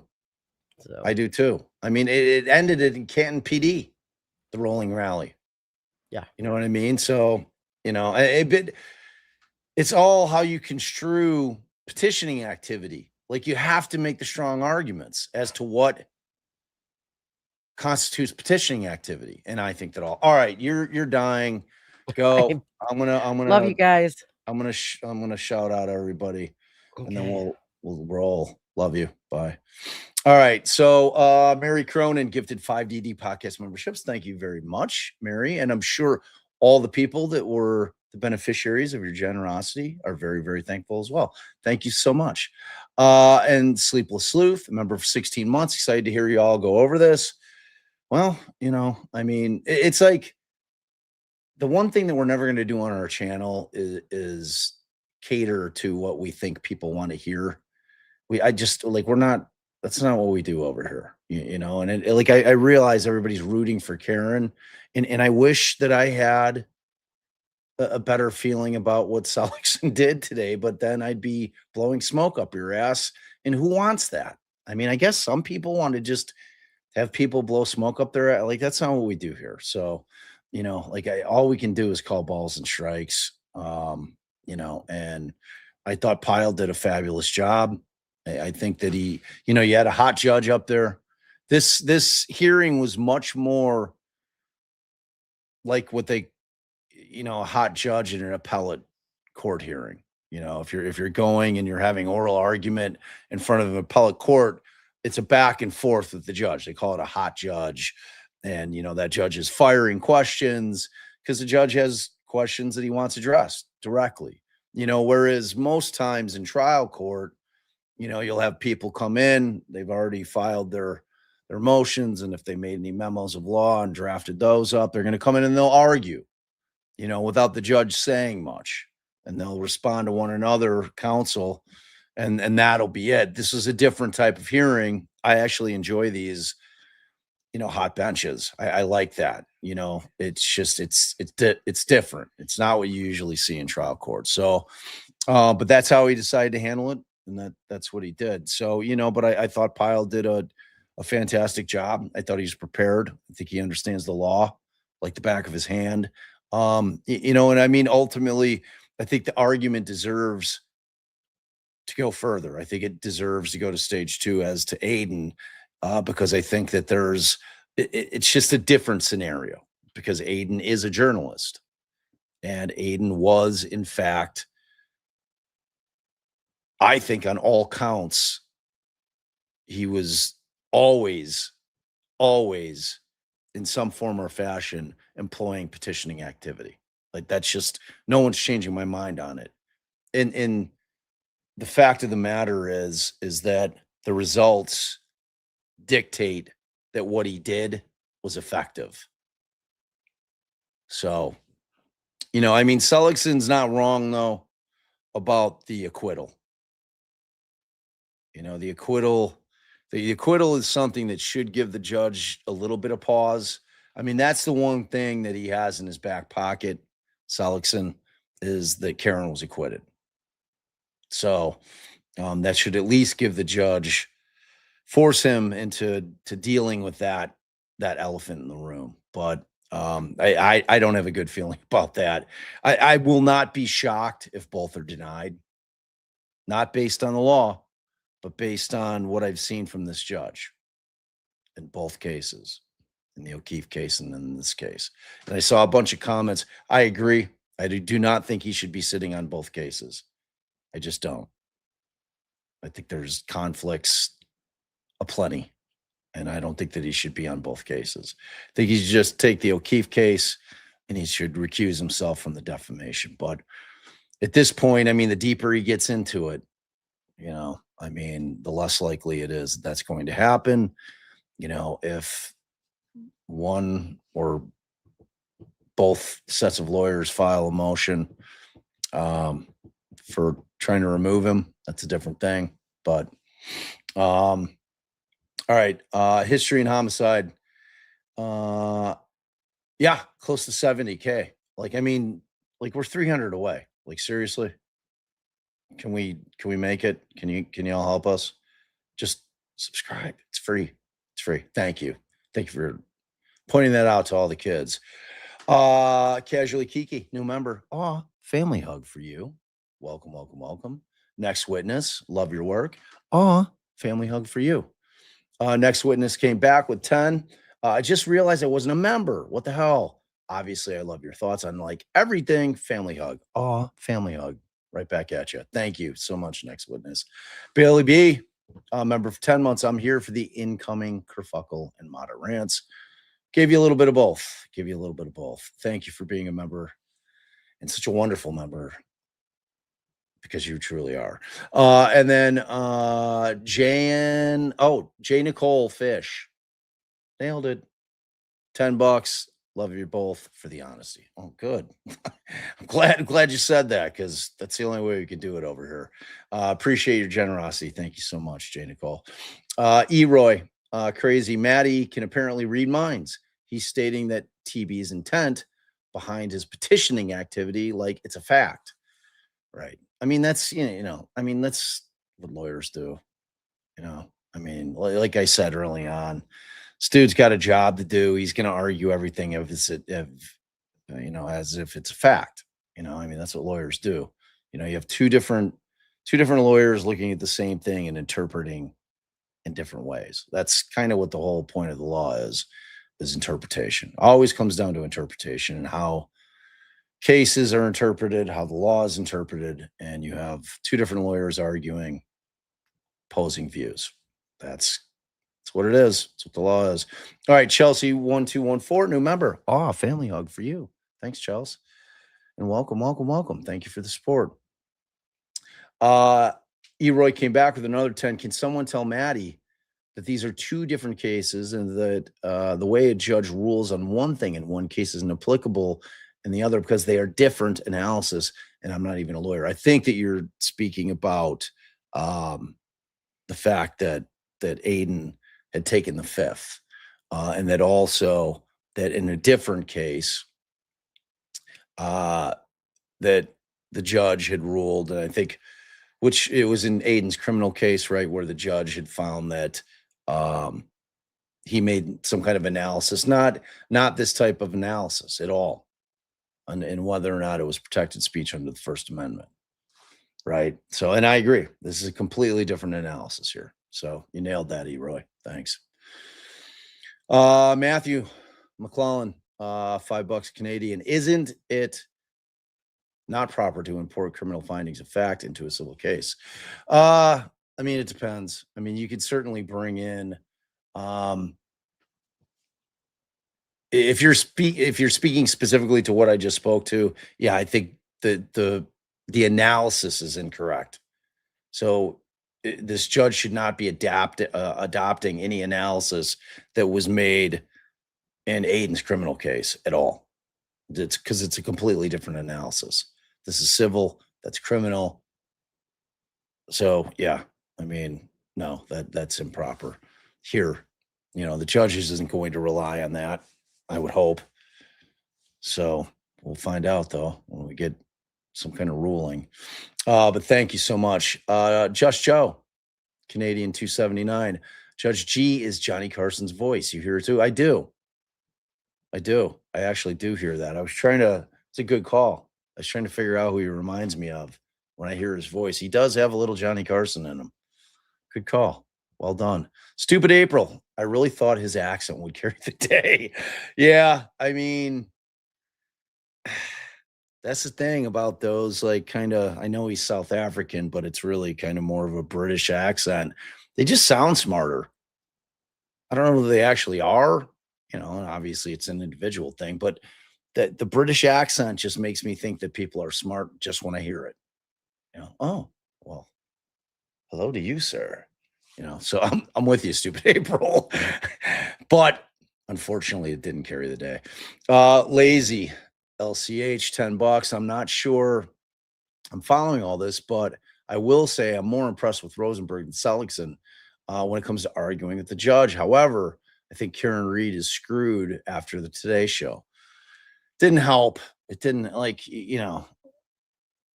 as Hank was playing all those things during the trial, and I know that this was after she was acquitted, but just kind of like the things that were said, ultimately it didn't hurt her, thankfully.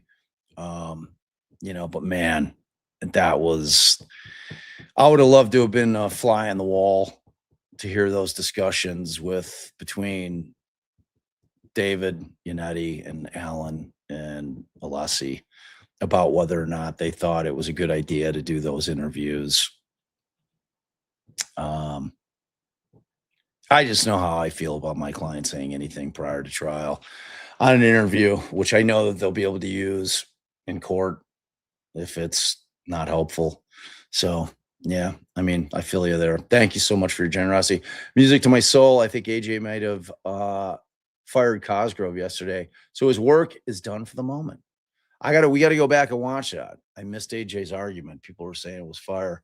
We'll probably cover it the next day or two. Go back in time. So thank you for your generosity. Appreciate that. Music. KP Times member for 20 months. OG. Get Allie Black Cohash for the personal summers. It's something I'll have to look up. I don't even know what that is. What is Black Cohash? Tell me. I don't know. All right. And then we got some Venmos I got to shout out real quickly. We've got, oh my God, it's 11:52. You guys are brave hanging this late.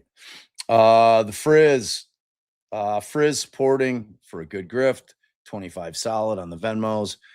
Thanks, Frizz. We love you. We appreciate you always. And your generosity is fabulous. Kelly fired in with 50. Turtleboy shouldn't even know who Karen Reed is, period. This is all because of the should have beens. Agreed.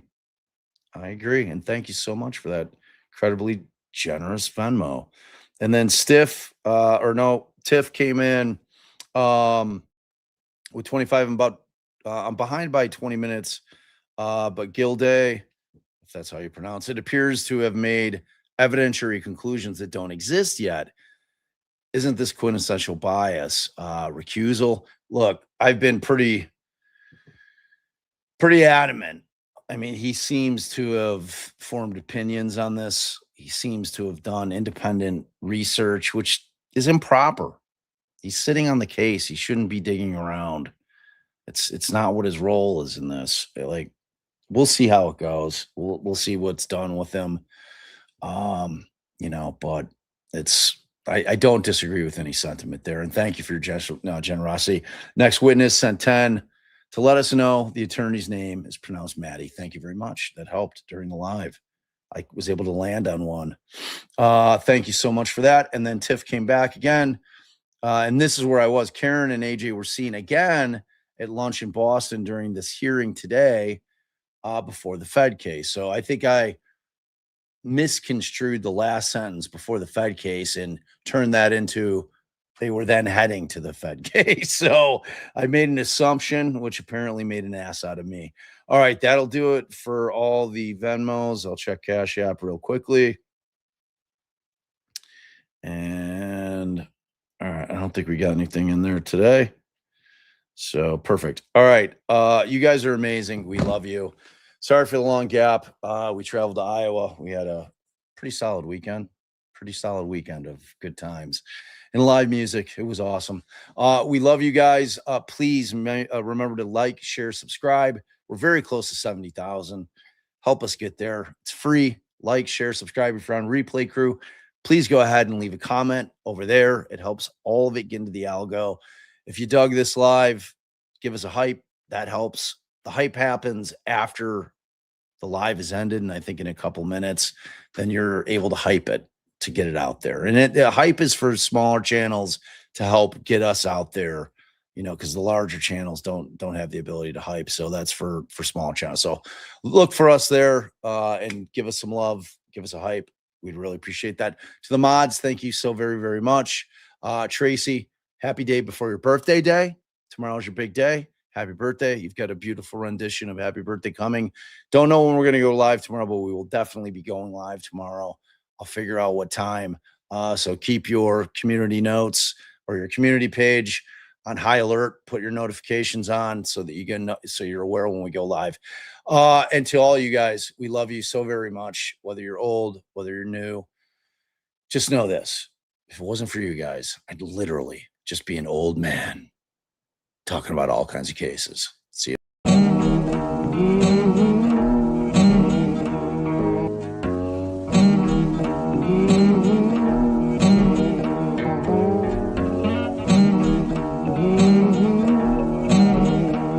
Hot